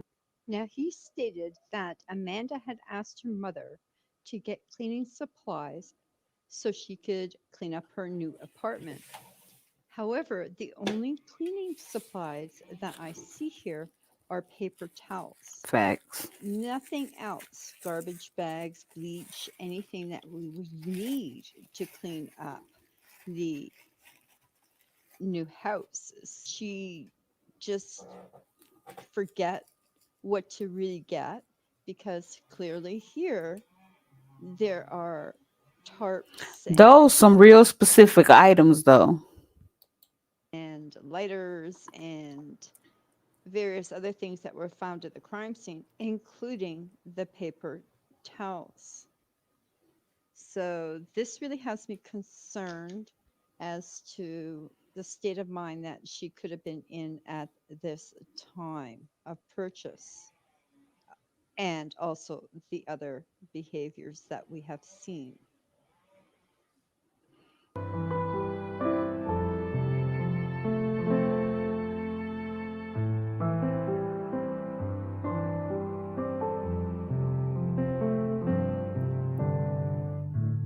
Mm.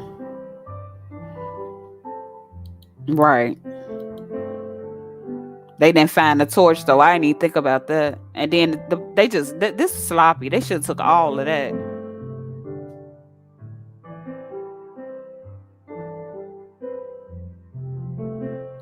Why did they leave paper towels and who left them damn gloves?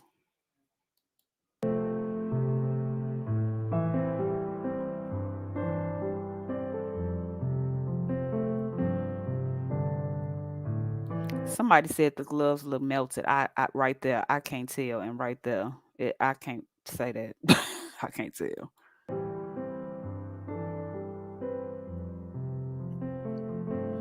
Mother. All right, part of the tarp. Tarp. Only took her debit card in the car key. She didn't mention her purse. She didn't mention the cell phone. That purse was found at the crime scene and is in evidence. Watch here closely. She goes to her purse to get her payment, and then she goes into her pockets. And in her right pocket, she ends up taking out the red credit card. So It's a lot of I red have to going on here. question this is two things. Is did they find her credit card True. on her body or at the crime scene? And also, I don't think they found any credit cards because the daughter said that she didn't take her purse with her and she left all her credit cards at home, which is a big lie. why would she take her purse in there if she is just going to use a debit card? She wouldn't need a purse. Now, sometimes I do this. I go into the store and I don't need my purse. I just need my debit. So I won't take my purse in there. However, they did find her purse at the crime scene. So that is just something I wonder. I ain't heard that part. That's weird. And who the Because the husband clearly said that she didn't take her purse on that damn 911 call. credit card belongs to or debit card, whatever she was using. But you can clearly see here, she makes the purchases and puts the card back in her pocket and leaves.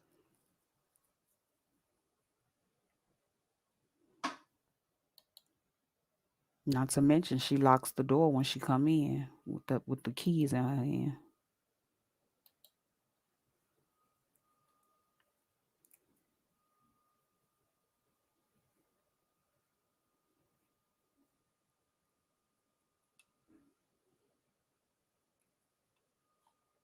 With photograph from the Toledo Falls school cameras.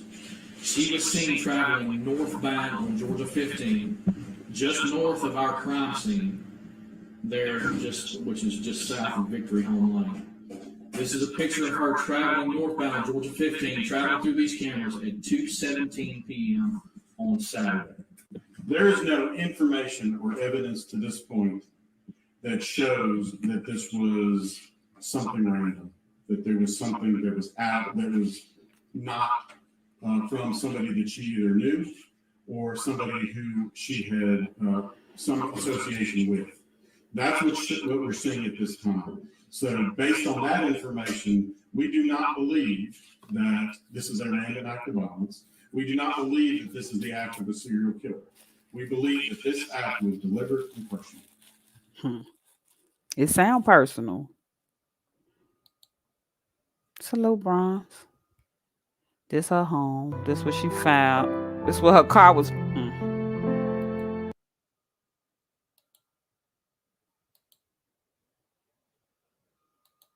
Just her home. This where her car was found. This where her body was found. And this the Family Dollar. That's on the opposite side. They said it was on the opposite side of the road. So was she headed back home?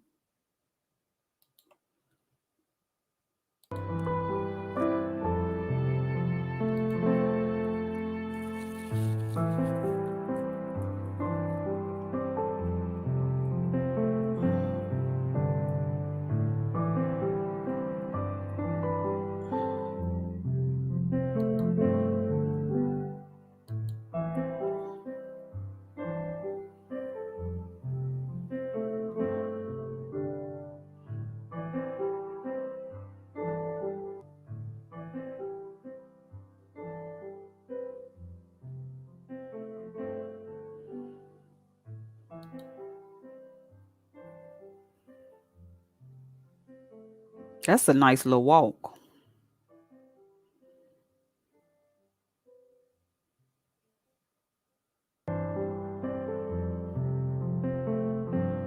At the date of this recording, this is the only updates that we have been provided so far.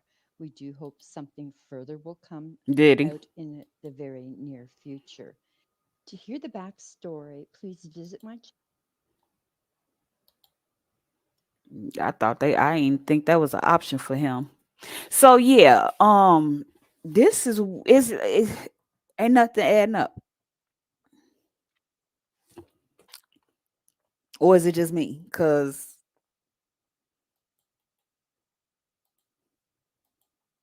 nothing's adding up.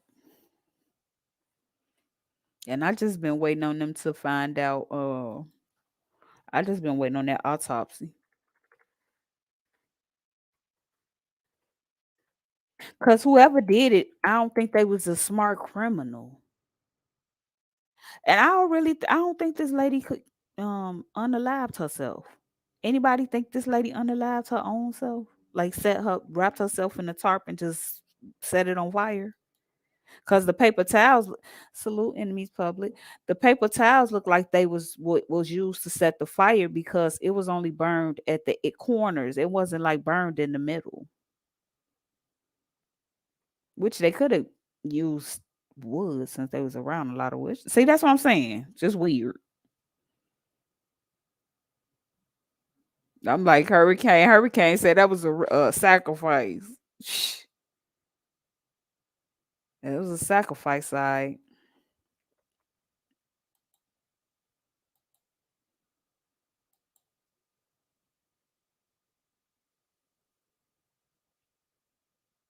Nothing new. No new updates. It's an amateur something, but they just don't look like I say cope before I say anything. They just don't look like the type. And do you know she just moved in with her mother Thursday, only to be found Saturday in a doggone ditch.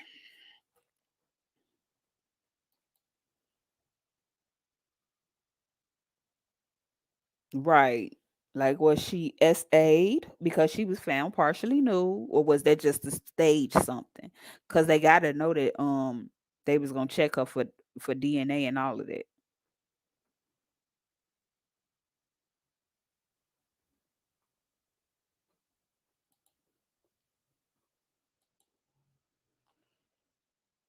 I tell you, this is it. Allegedly, but I allegedly think it. I don't know. Her husband saying iffy too, either iffy or scary. Because he could have been scared of he could have been scared of dude. He was talking to somebody in the background because he asked them a question that the police had the 911 operator asked him.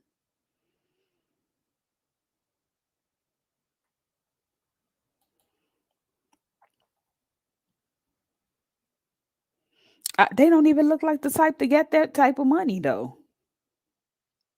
I'm like somebody else said earlier, it could have been for insurance too. That may be why the husband going along. Wait, cause I ain't never see him on no picture smiling.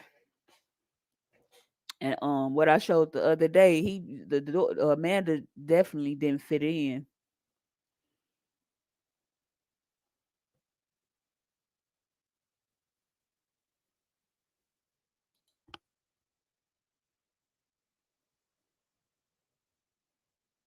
And the bullet that they found might not have nothing to do with it, but they don't know if she was. I don't think they know if she was shot yet.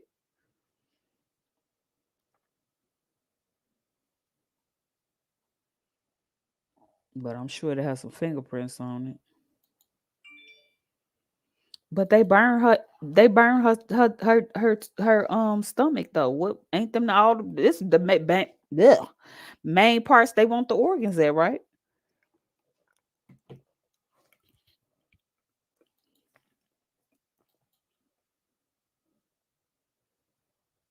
See, look at this picture. You could tell that it's not like one big happy family.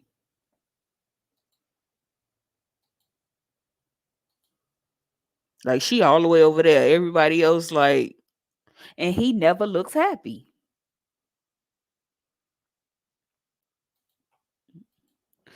I'm reading an article quoting Nancy Grace. She mentioned what you said, Judge Jay, that it's interesting that the daughter moved back to Athens within 48 hours. Her mother is dead. Right.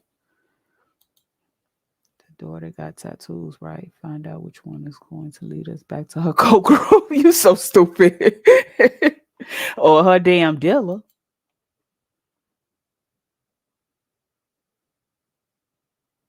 She do not look in distress at all.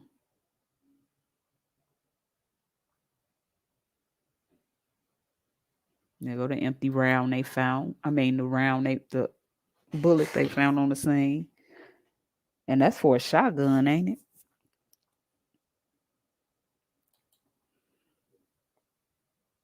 Right.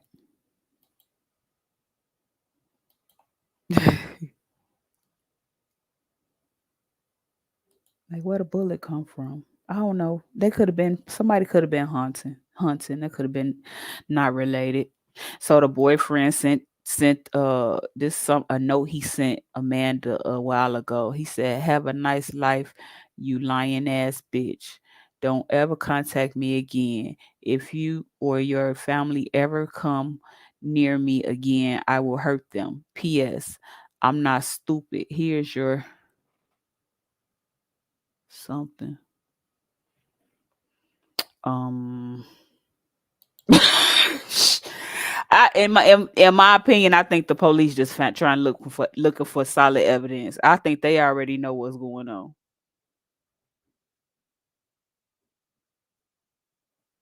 Well, why did it say Steve Collier page profile warns possible? Why they keep saying serial killer too? Yeah, it was.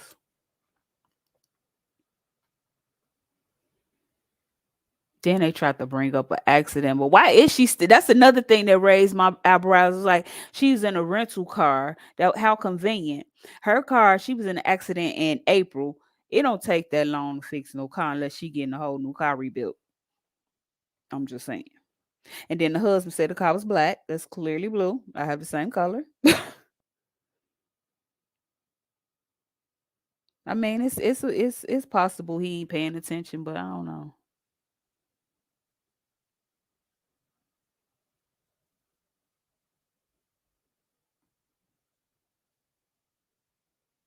He just never looks happy. He never looks happy. I hope they paying attention to all of that too.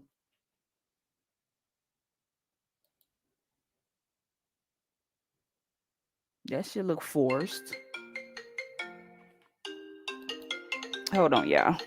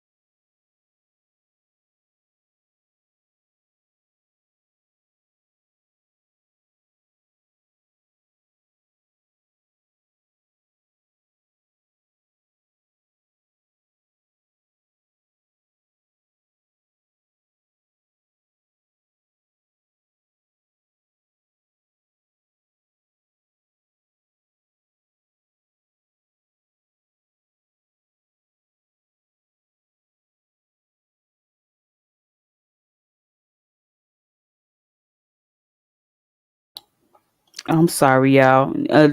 This case is a distraction. It's a distraction from my real life right now. So, back to what we were saying. Um, that's a good question. It's not really even confirmed that the message came from her mother's phone. And then I seen another YouTuber that was going through it, and she was like, she was looking on the lady's Facebook page, and the way that she said the lady uses punctuation and stuff, and the way the letter was sent, it was no punctuation, just a generic message on Venmo. It wasn't even a text from a phone. It was from one device to Venmo. When the boyfriend already said that she siphons money out of his account every time he get paid. So that basically tell motive right there.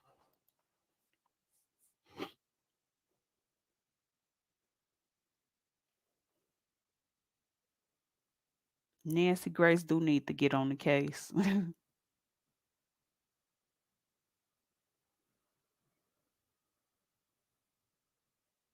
This is ridiculous.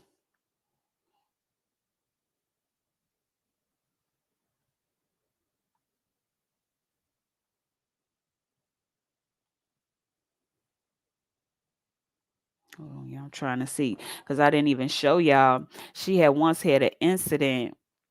Hold on, let me go back to YouTube because I know the picture on there. She once had an incident. I feel like her daughter was violent, maybe to her too.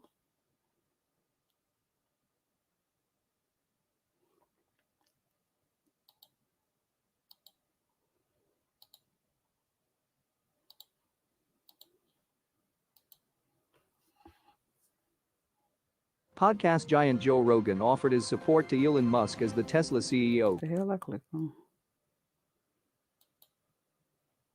Georgia real estate office manager Debbie Collier's son is speaking out for the first time after his mother's shocking death earlier this month, as investigators race to find a suspect. Jeffrey Bearden, Collier's son, told Fox News Digital on Saturday that his mother was the kindest, greatest influence on his life, and asked for respect and privacy as his family deals with the traumatic news of her murder. I am writing to Who they said they had the cell phone. They smashed it. I thought they found it in a car. See, that's the details. Is just like the media putting out different information because you can't even just say it's the bloggers. The media, a lot of this information coming from the media. request respect and privacy during the darkest and most harrowing time for my I family, haven't heard that Bearden one wrote. yet. I have been incredibly hurt and disturbed by some of the reporting and information shared regarding the investigation into my mother's death.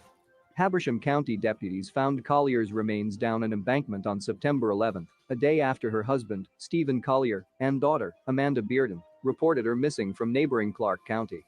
As of Saturday evening, there had been no arrests in the case.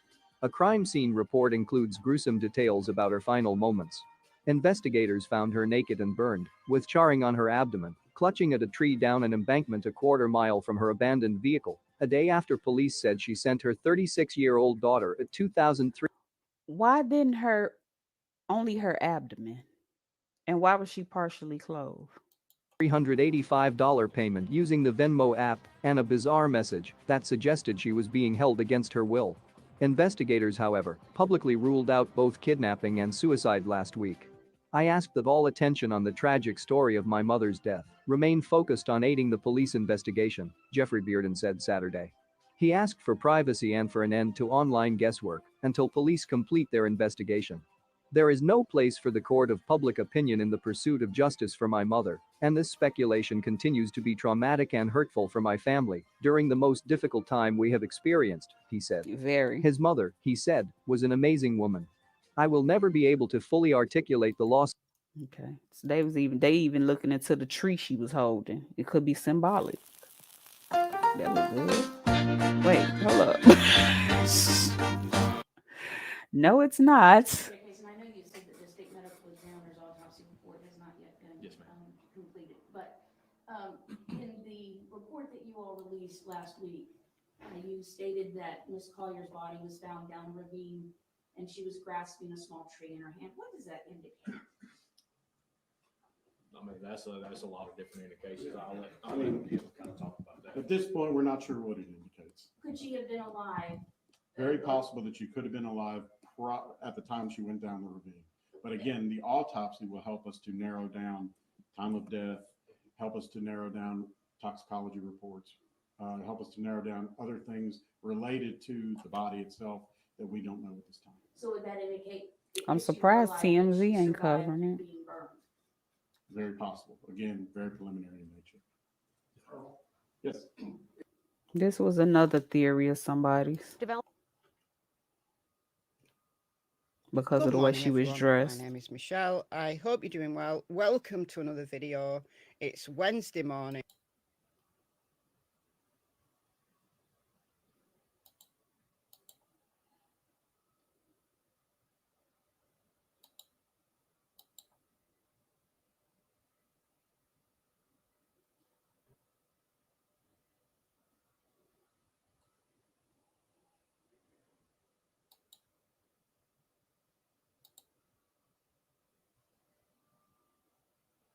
Think about the puzzling, bizarre way in which Debbie Collier, the 59-year-old woman from Athens, Georgia, died. I'm going to go through the timeline and possibilities. There must be a lot we don't know about this case because every scenario that I try to think of doesn't make sense. So this is a voiceover, so you'll hear dogs and stuff in the background. Cassie's already here being annoying, so there's that. All right, let's start with the timeline. So September 9th, in the evening, neighbours hear a commotion from the Collier's home. The Collier's home is on Rocky Drive in Athens. They say that the commotion appears to be coming from a younger female. The Colliers have lived at their Rocky Drive address for some years. I was confused the other day. I thought they'd just moved in, but actually no, it's the daughter that's just moved to the area from Maryland. Am I tweaking? Do the daddy never look happy? What the husband? The daughter is Amanda Bearden, and then her boyfriend is Andrew. So Debbie's husband, Steve Collier, last sees Debbie about 9 p.m. when he's going to bed. They don't share a room because he's a snorer. I don't think that's unusual. I think couples where there's a snorer in the home, they do sometimes sleep in separate rooms just so that everybody gets a good night's sleep, either permanently or just when the snoring's particularly bad. I don't think there's anything unusual about that in itself. According to the article, yes. It was allegedly. Oh, I ain't heard that yet. Okay, I got to start reading some articles. Anyway, in the morning of September the 10th, which was a Saturday, Steve left for work, and Steve noted that Debbie's rental van was in the driveway. So Debbie was in. He didn't see her though. But we know she was alive on the afternoon of September the 10th. So again, nothing unusual there. Now we get to September 10th at 2:55 p.m. and surveillance footage at a Family Dollar store in Clayton, Georgia, sees Debbie entering and going to the counter to get her stuff checked out. This is at 2:55. Takes her 14 minutes.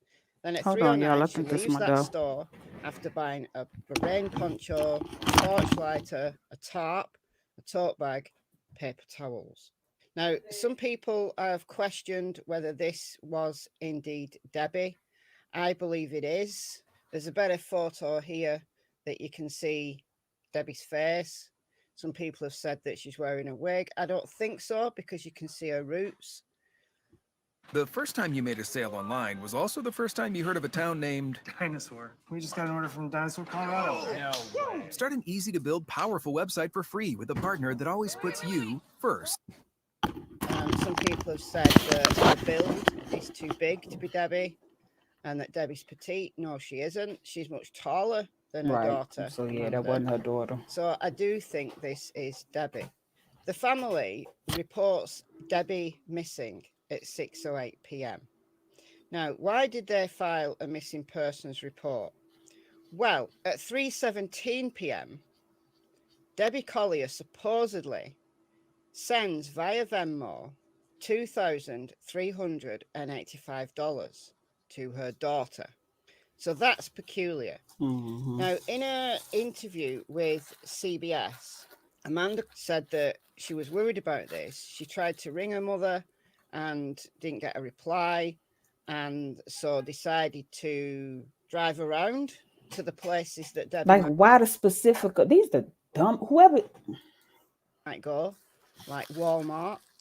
I don't believe that. I just don't believe that story. I don't believe it. Now, the missing persons report was filed, as I said, at 6:08 p.m. And officers met Steve and I believe Amanda at their home at Rocky Drive. And this is a quaint little home. It's kind of like round. It's cute little house. And the search was on.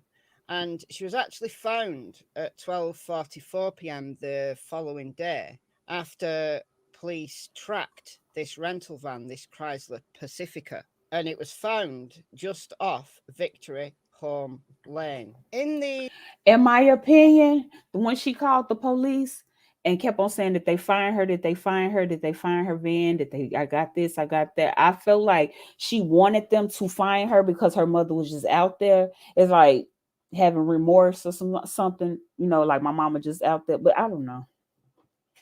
The surveillance video, when she's seen in Family Dollar, she's wearing a football jersey. And this was a University of Georgia football jersey.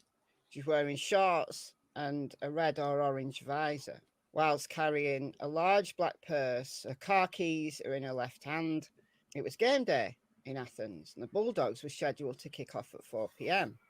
So, was she going to the game? I believe she could have been going to the game, and that's why she's dressed in a football jersey. I mean, you might wear football colours to support the team if you know it's game day in Athens, but would you be driving around? I don't know. She must have, in my opinion, her husband parked cars there part-time. Now, the game is about 15 minutes drive, about 5 miles away from their home at Rocky Drive. In Athens, a little bit further south, and it's Sanford Stadium. But if Debbie was just going to the game, wouldn't she just drive the 5 miles to the stadium ready for kickoff? Because in this surveillance, she only left the store at 3:09. Yeah. The Family Dollar here in Clayton is an hour and a half away from Sanford Stadium. So if she's an hour and a half away from Sanford Stadium and she only leaves here at 3:09, she's going to be very late. So was she going to the game, or was she dressed just to make it appear like she was going to a game? And why would she go to those lengths to make it appear that she was going to a game? Did she tell her family she was going to a game? This is what I mean. We've not got enough information here. We've not got. I doubted if she told her family she was going to a game because they neither one of them mentioned it. So did they?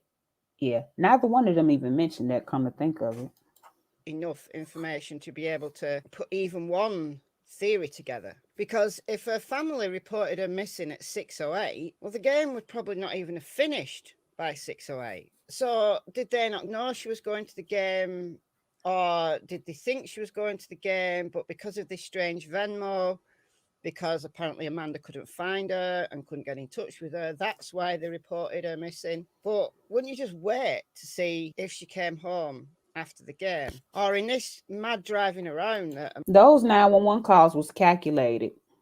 It was like somebody like the father, then she called like he was supposed. You know what I'm saying? It just seemed calculated to me. Amanda was doing, would she not think about going closer to Sanford Stadium? I don't know. None of it. Then called her sister and told her sister to call because everything the sister said, she said, my niece told me. It makes sense. If she was going to the game, but yet she stopped off just off Victory Home Lane, why did she stop there? Because she's already running late. Police! I'm a cop.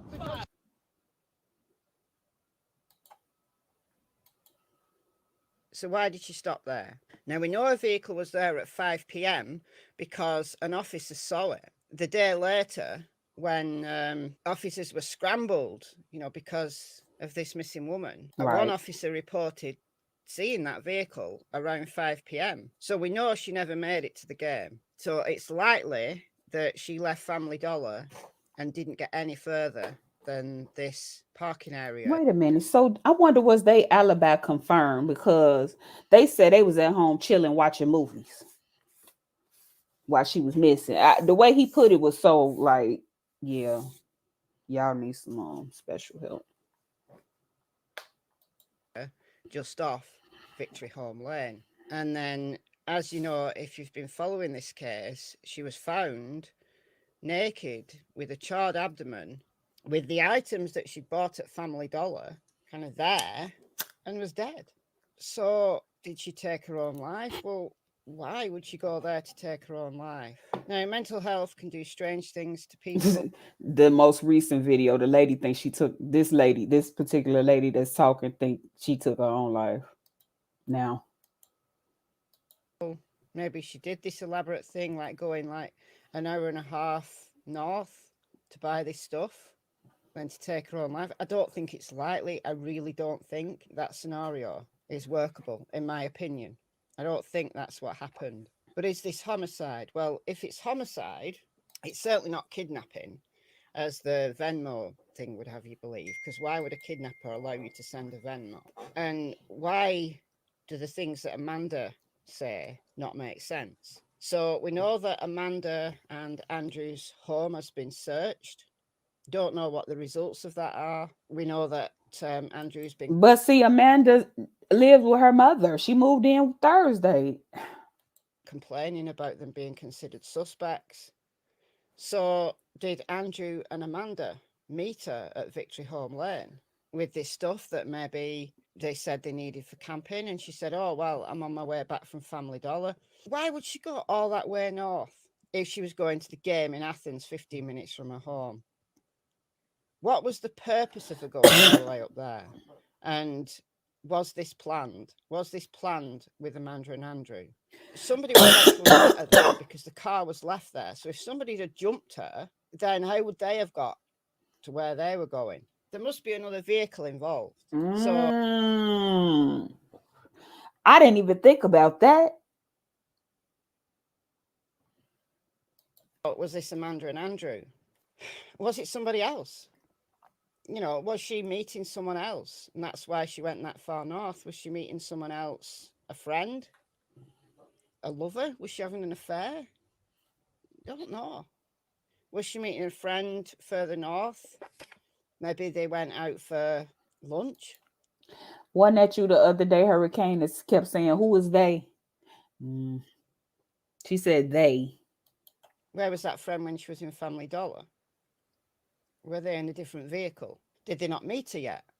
Were they going to meet her at Victory Home Lane? A very strange place to meet, but right. None of it makes sense. We need more data. And in my opinion, I think it was her and her boyfriend. I think she made him do it. Yeah, I think she made him do it. Which is weird. It's all good. And hopefully those answers will come, because this case is a real head scratcher. Without more information, every single scenario that I can think of, there's too many problems with it. There's too many holes in it. But let me know what you think. So yeah. But now this lady has changed her mind and she thinks that it was she thinks she unalived herself. I didn't think about that though. It didn't have to be two vehicles, but it had to be two vehicles.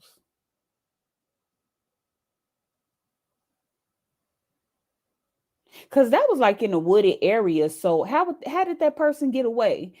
And they said it wasn't a suicide.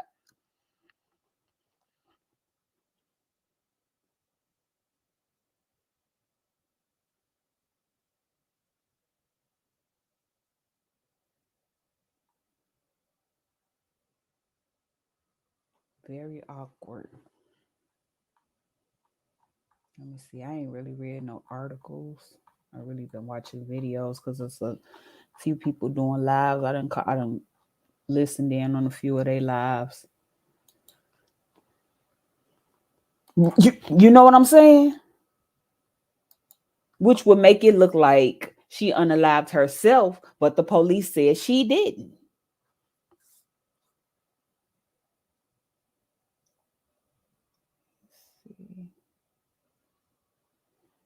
That's the same news.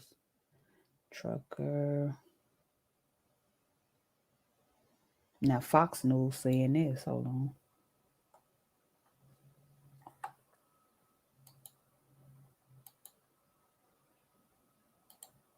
Even though I don't believe none of them, but I'm just saying. That's all we really. That's the only, like, the news don't always have it right, but as far as get solid evidence, whatever, you would depend on them, since nobody else knows than anybody else that wasn't there. Okay, it says Debbie Collier murder, 2.4K Venmo payment, very close to sum daughter's boyfriend owed in fine, sources say. Georgia deputies found Collier dead on September the 11th, a day after she went missing, and sent her daughter $2,385 over Venmo. The day before, deputies discovered Georgia office manager Debbie Collier, deceased, in the Chattahoochee, whatever that word is, National Forest. She sent a mysterious money transfer to her daughter along with a confusing message. They are not going to let me go. Love you. The key is in the key to the house is in the blue flower pot by the door. Now, mind you, this didn't have no punctuation in it. She wrote to her daughter, Amanda Bearden, along with the $2,385 Venmo. The sum Bearden received the day her mother went missing is very close to the amount her live-in boyfriend, Andrew Gendrich, owed in probation fees. Two law enforcement confirmed. Okay, so it was confirmed by law. Oh, hell no.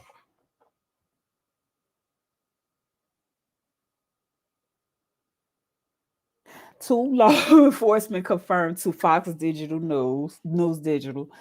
Viewers of the Grizzly Crime, well, that's one of the podcasts I just played, reviewed the connection Monday after adding up a series of imposed fines and calculating payments Gendrich had already made. The math, according to the sources, could be thrown off slightly by additional fees added. The sum had not been paid to probation as of Wednesday morning. The billing coordinator at Athens Clarke County Probation Department said the details of the fines were confidential and could not be discussed over the phone. Actually, that's what I was sources. They all seem to, yeah. Only one is okay, cause I ain't see that. I gotta watch. She probably got a video somewhere. Collier's husband, Stephen Collier, reported her missing on September the 10th at 6 p.m. and she was last seen alive about 2.5 hours earlier. Oh no, okay. Because that's the Family Dollar. Leaving the Family Dollar store in Clayton on a 90-minute drive north. A Habersham County deputy discovered her remains the following afternoon, a quarter mile into the woods off of Georgia Route 15 near her abandoned building. She was unclothed, partially burned, and grasping a small tree at the bottom of an embankment, according to documents provided by the sheriff's office. Many of her belongings had been burned as well, and they discovered her purse and cell phone at the scene. Habersham investigators said Friday that they had not recovered the transferred money. 2 days before Collier's disappearance, Bearden and Gendrich moved back to Athens from Maryland, where they had been living with her brother. Habersham County investigator George Kaysen told reporters last week. Investigators have not publicly named any suspect or person of interest in the case. Police served a search warrant at Bearden's home in the days after the slaying, but they have not revealed what, if anything, they found there. Gendrich told Fox News Digital last week that the couple had no involvement in the crime. Okay. The couple had no involvement in the crime and they were scared themselves, sleeping behind barricaded doors as Collier's killer remains unidentified. Blah, blah, blah. If you know where to find them, blah, blah, blah. That's weird.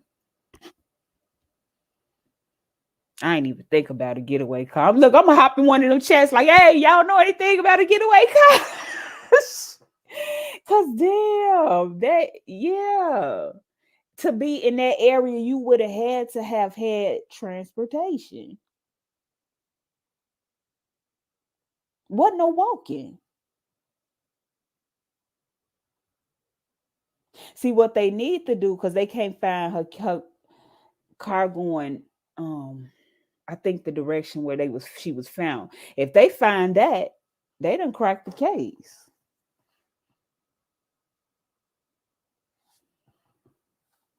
Unless this person was because the car was still there.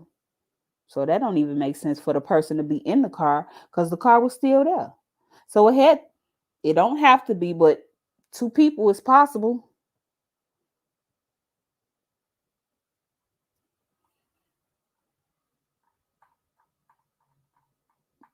Let me see. They were saying something about it was close to his to a rehab.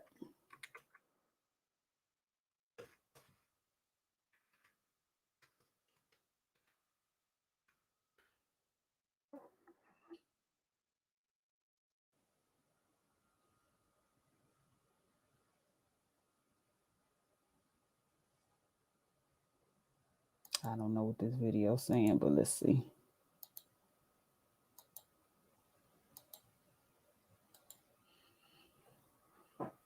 Your swollen feet are trying to tell you something. You should never ignore swollen feet and legs. Swelling means there's blood and fluid getting stuck. And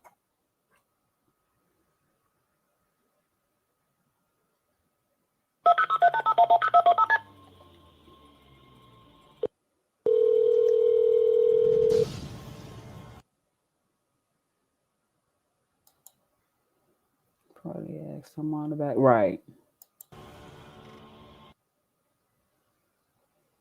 What happened to the shopping bag? Was the shopping bag burnt too? Yes.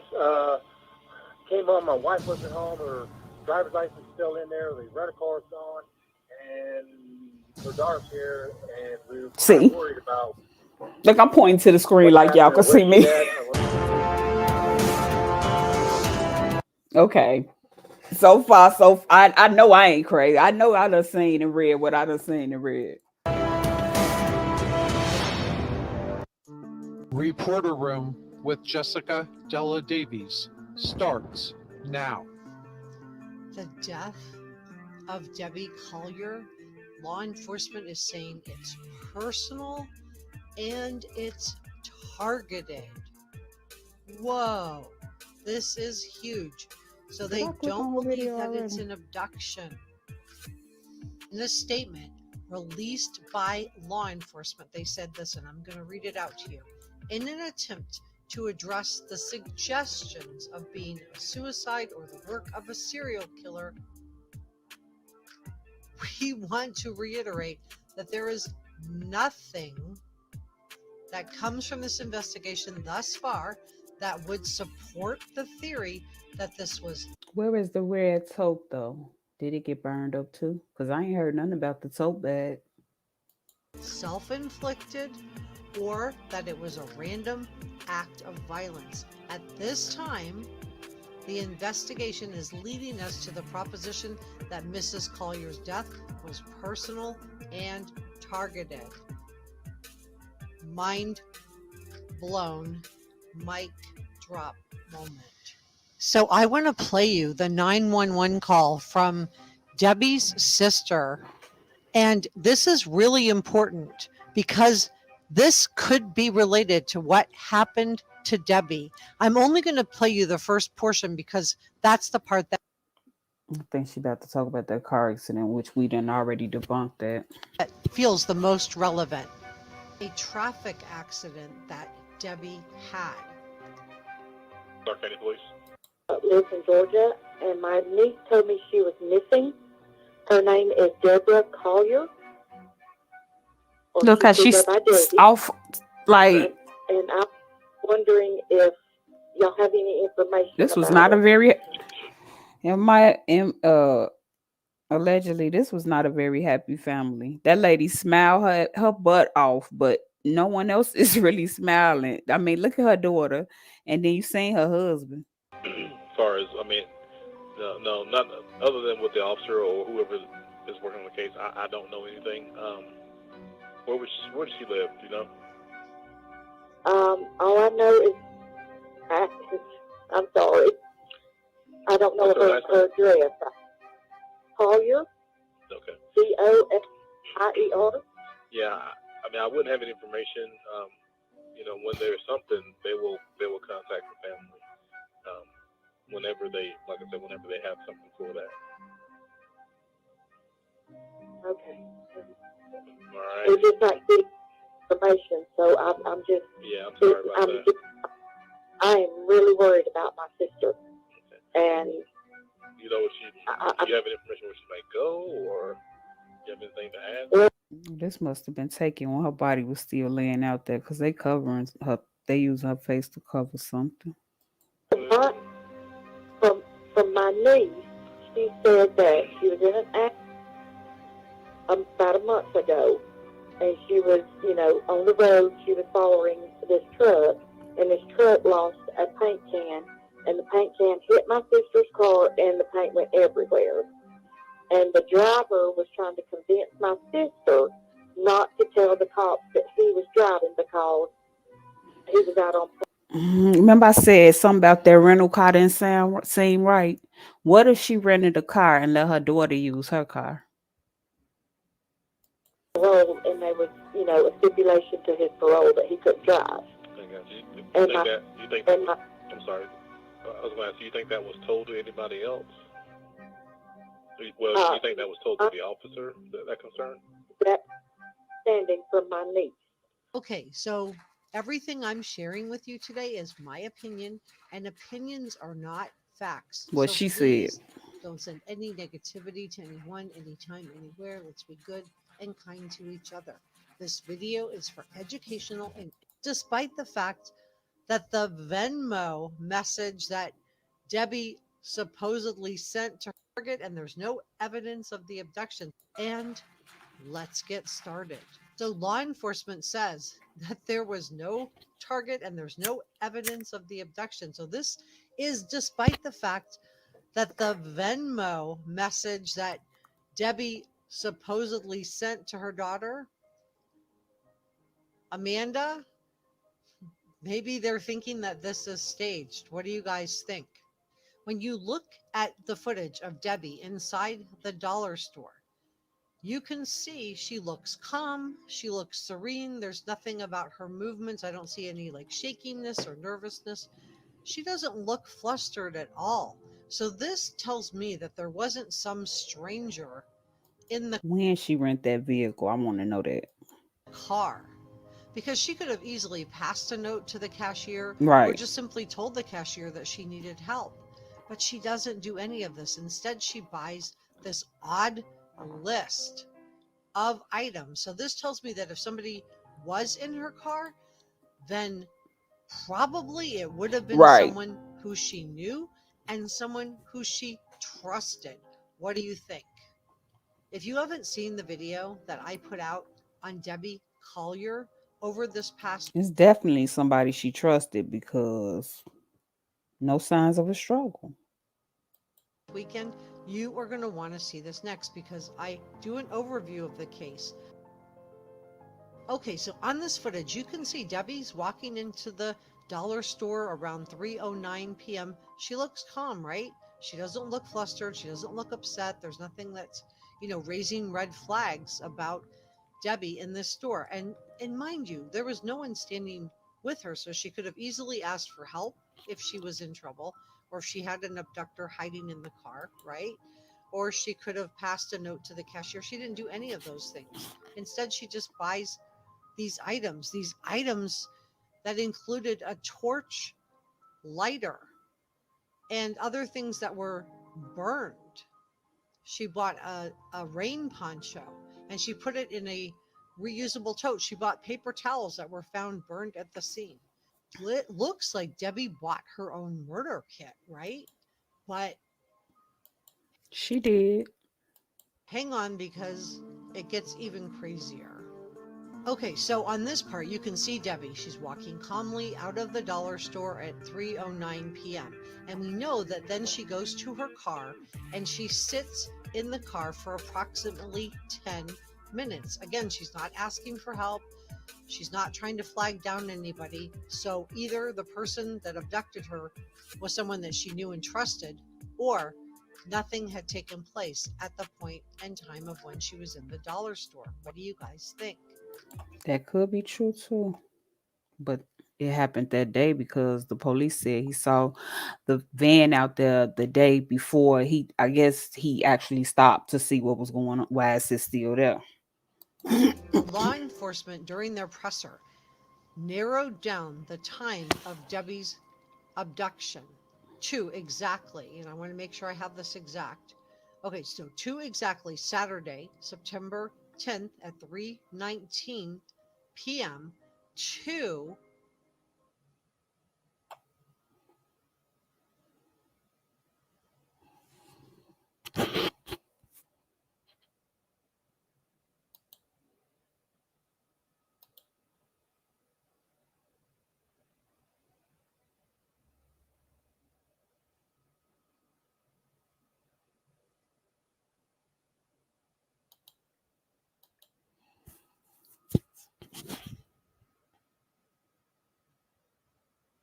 I hate this stuff.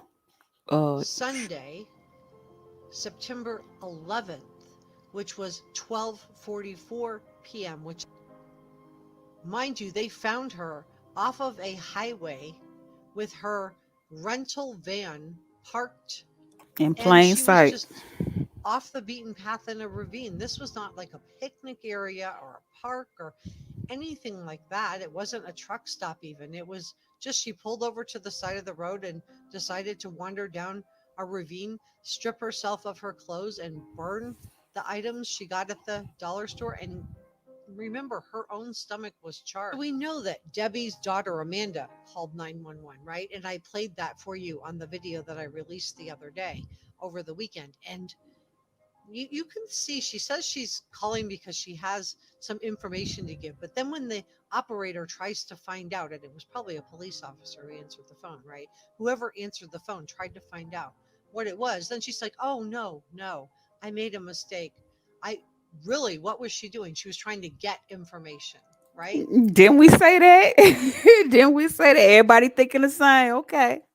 She's trying to find out, what do the police know? What are they thinking? And then she's like, oh, do I need to hire a private investigator? Thank you. I don't know, guys. The crying sounded pretty good, but I don't know. What do you think? Right. I The was trying crying to listen sounded for the good. I crying heard lots too. of sniffing and crying, but was she really I crying? was trying to listen for the cry too, because when you crying real hard, well, me personally, I get real congested. You know what I'm saying? Crying? Did she just have a cold? I have a little bit of a cold, so I have sniffles, but I'm not crying. So I don't know. What do you think? And then we have Steve's call to 911, and he also sounds calm. But at this point in time, I think it's fair to say, because he has been ruled out, he was parking cars up till 3 p.m. on the day that Debbie disappeared. And so law enforcement has verified his alibi. So I think it's fair to say that maybe he just wasn't that flustered. It wasn't that late. She hadn't been gone that long. It had only been a couple of hours. So maybe he's just calling because Amanda wanted him to, and maybe not because he was particularly worried about Debbie yet. So He may have just been calling as a precaution, not For because he real. really believed at that point that something had gone wrong. What do you guys think about that theory? I am so curious to know, what do you guys think about Diane, Debbie's sister's 911 call? What do you think about Amanda's 911 call that I played for you over the weekend? What do you think about Steve's 911 call? Subscribe and leave me. I got a lot of thoughts about they calls. They all seem iffy. Very iffy.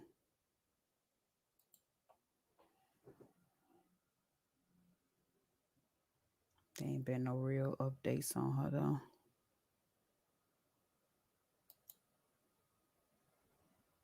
And then she said, I hope who did this burns in hell. She probably already feel like she burning in hell, to be honest.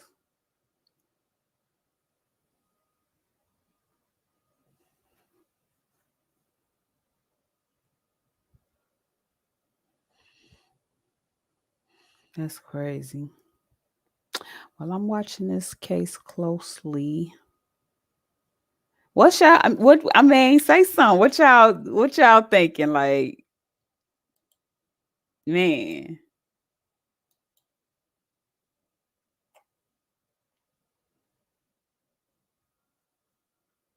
I don't think she sent that Venmo because she probably had her. So they said the mama phone was shut off at 3:19 as she was leaving the Family Dollar. That's weird.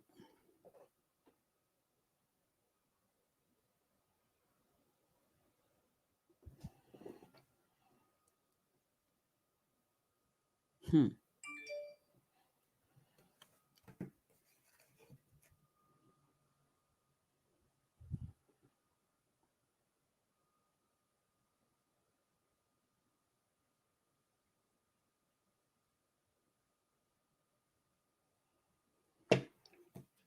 Um, ain't nothing new. No new updates other than us SUV SVU us SVU detectives. Oh my god, for real.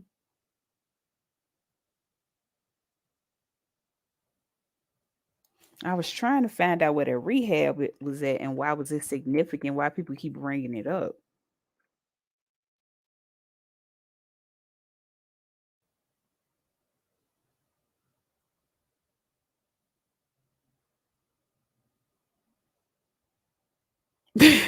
Shit, for real. Okay, Detective Hurricane. They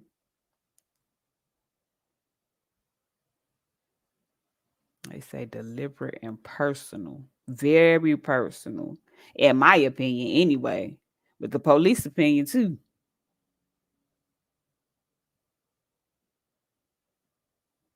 This is the most recent.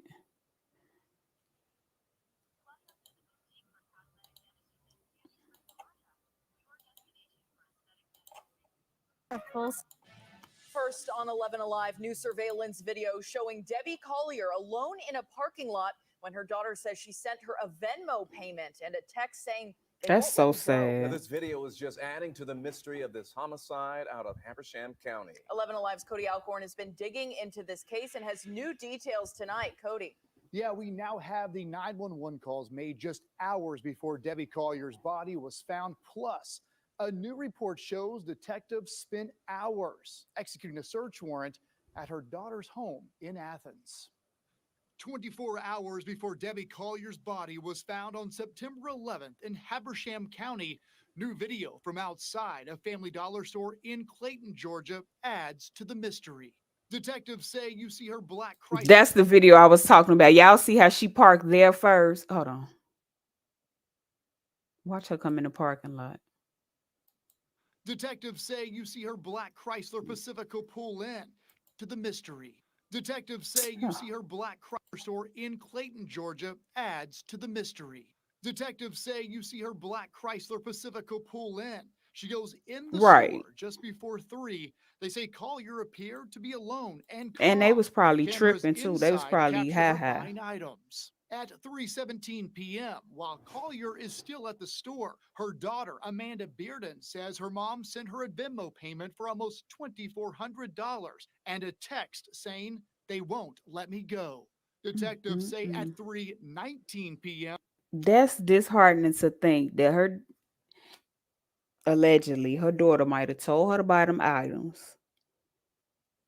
But how did they get her over there?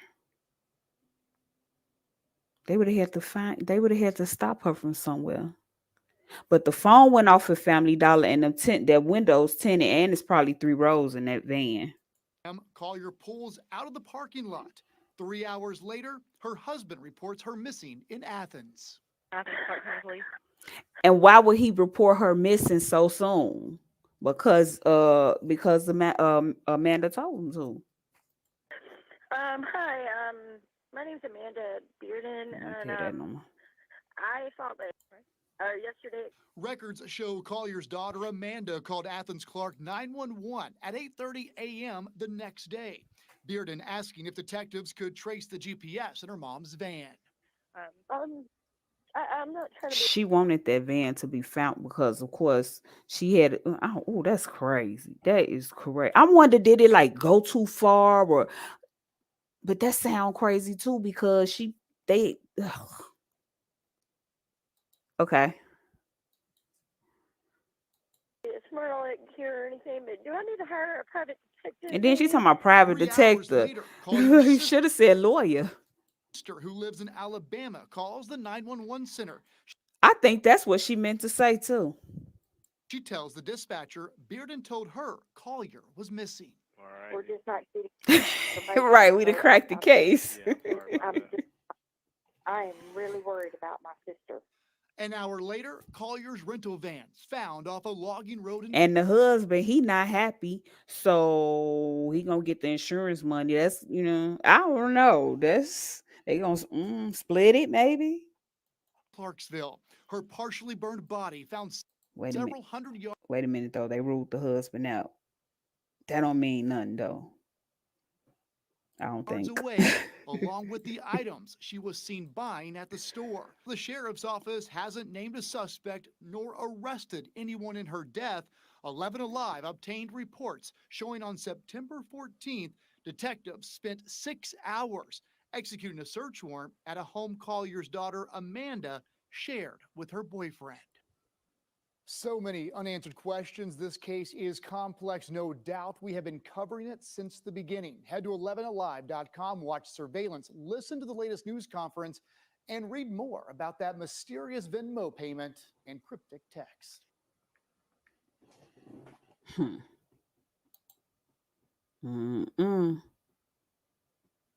I think we might get promoted, y'all. Shit. We might get promoted.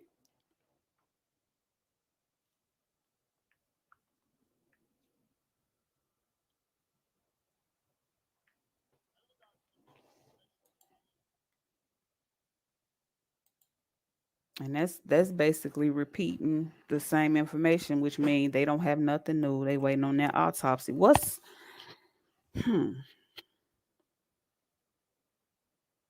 Okay, so in my opinion, like I said, they had to be waiting in the back of that van. Well, one of them. Probably the daughter. Then she went up to the front and shocked her mama, and that's why she stopped. Because after she stopped that time, her phone was turned off. Look, I'm sitting up here nodding my head at the computer. Oh my God. No, for real though. For real. So then she made her drive. Cause she had her buy them items. So she made her drive to to that location. And maybe they was high. That's the part I don't get. Like, They probably wrapped her up in the tarp and set the tarp on fire. But it looked more like torture because what was the paper towels for?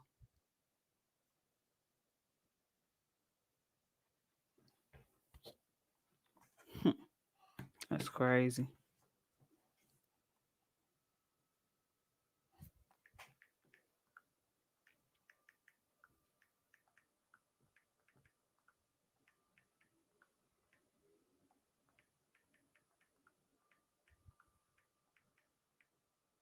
I'm sorry, y'all. Hold on.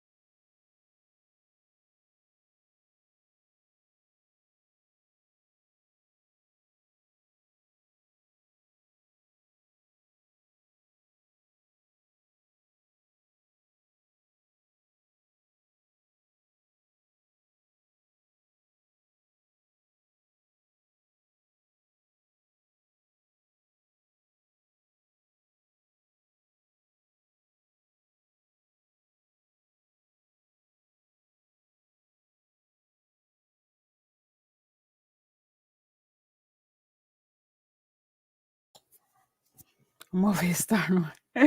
Yes, I know. I'm like, ain't they don't have nothing new though. Oh, but they do got a lot of lives. I be listening in. I be scared to not really scared to comment, but it don't be looking like the kind of crowd that's I don't know.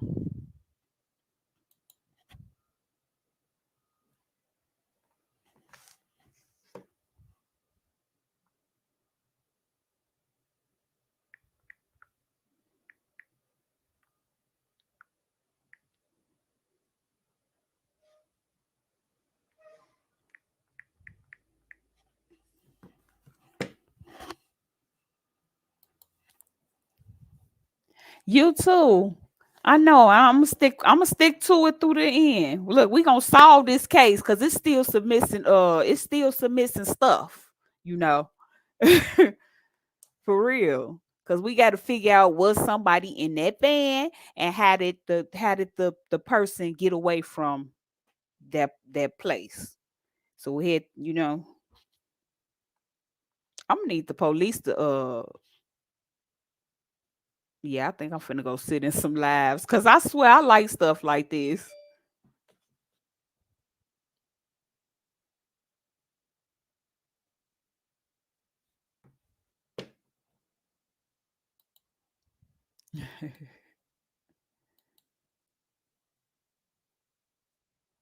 Okay.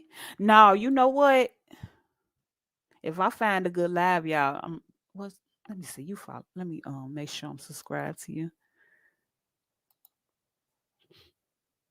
Cause a lot of stuff I don't be knowing where they be getting. I know, of course, they did they research, but when I type in stuff, I can't find it.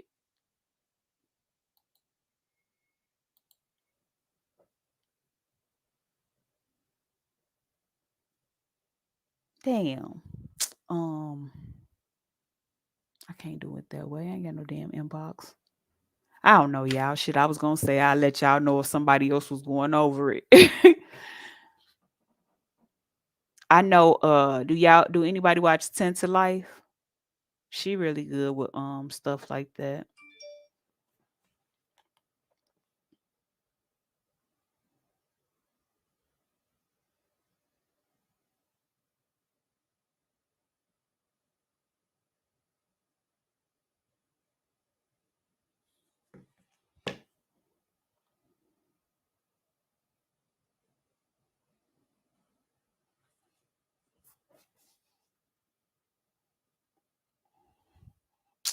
Yeah, so I think that's about it for today's sleuths.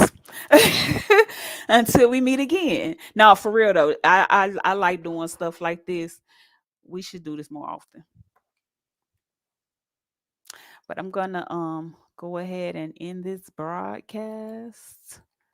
And it's been a pleasure. What's up with it, La Familia? Happy Sunday. Just had to pop in real quick.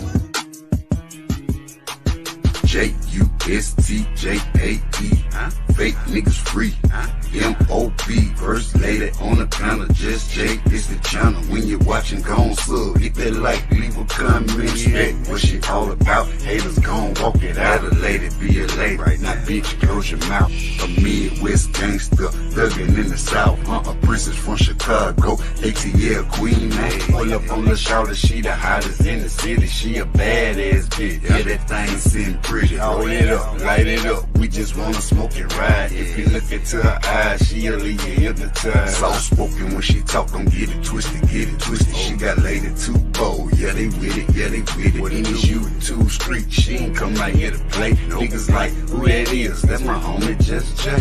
And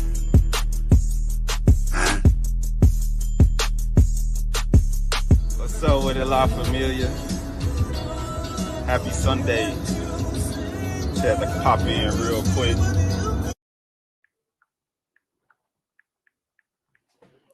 Bye. Thank you. Thank you. Thank you. I liked it too. I enjoyed it. See y'all later. Thank you, Hurricane.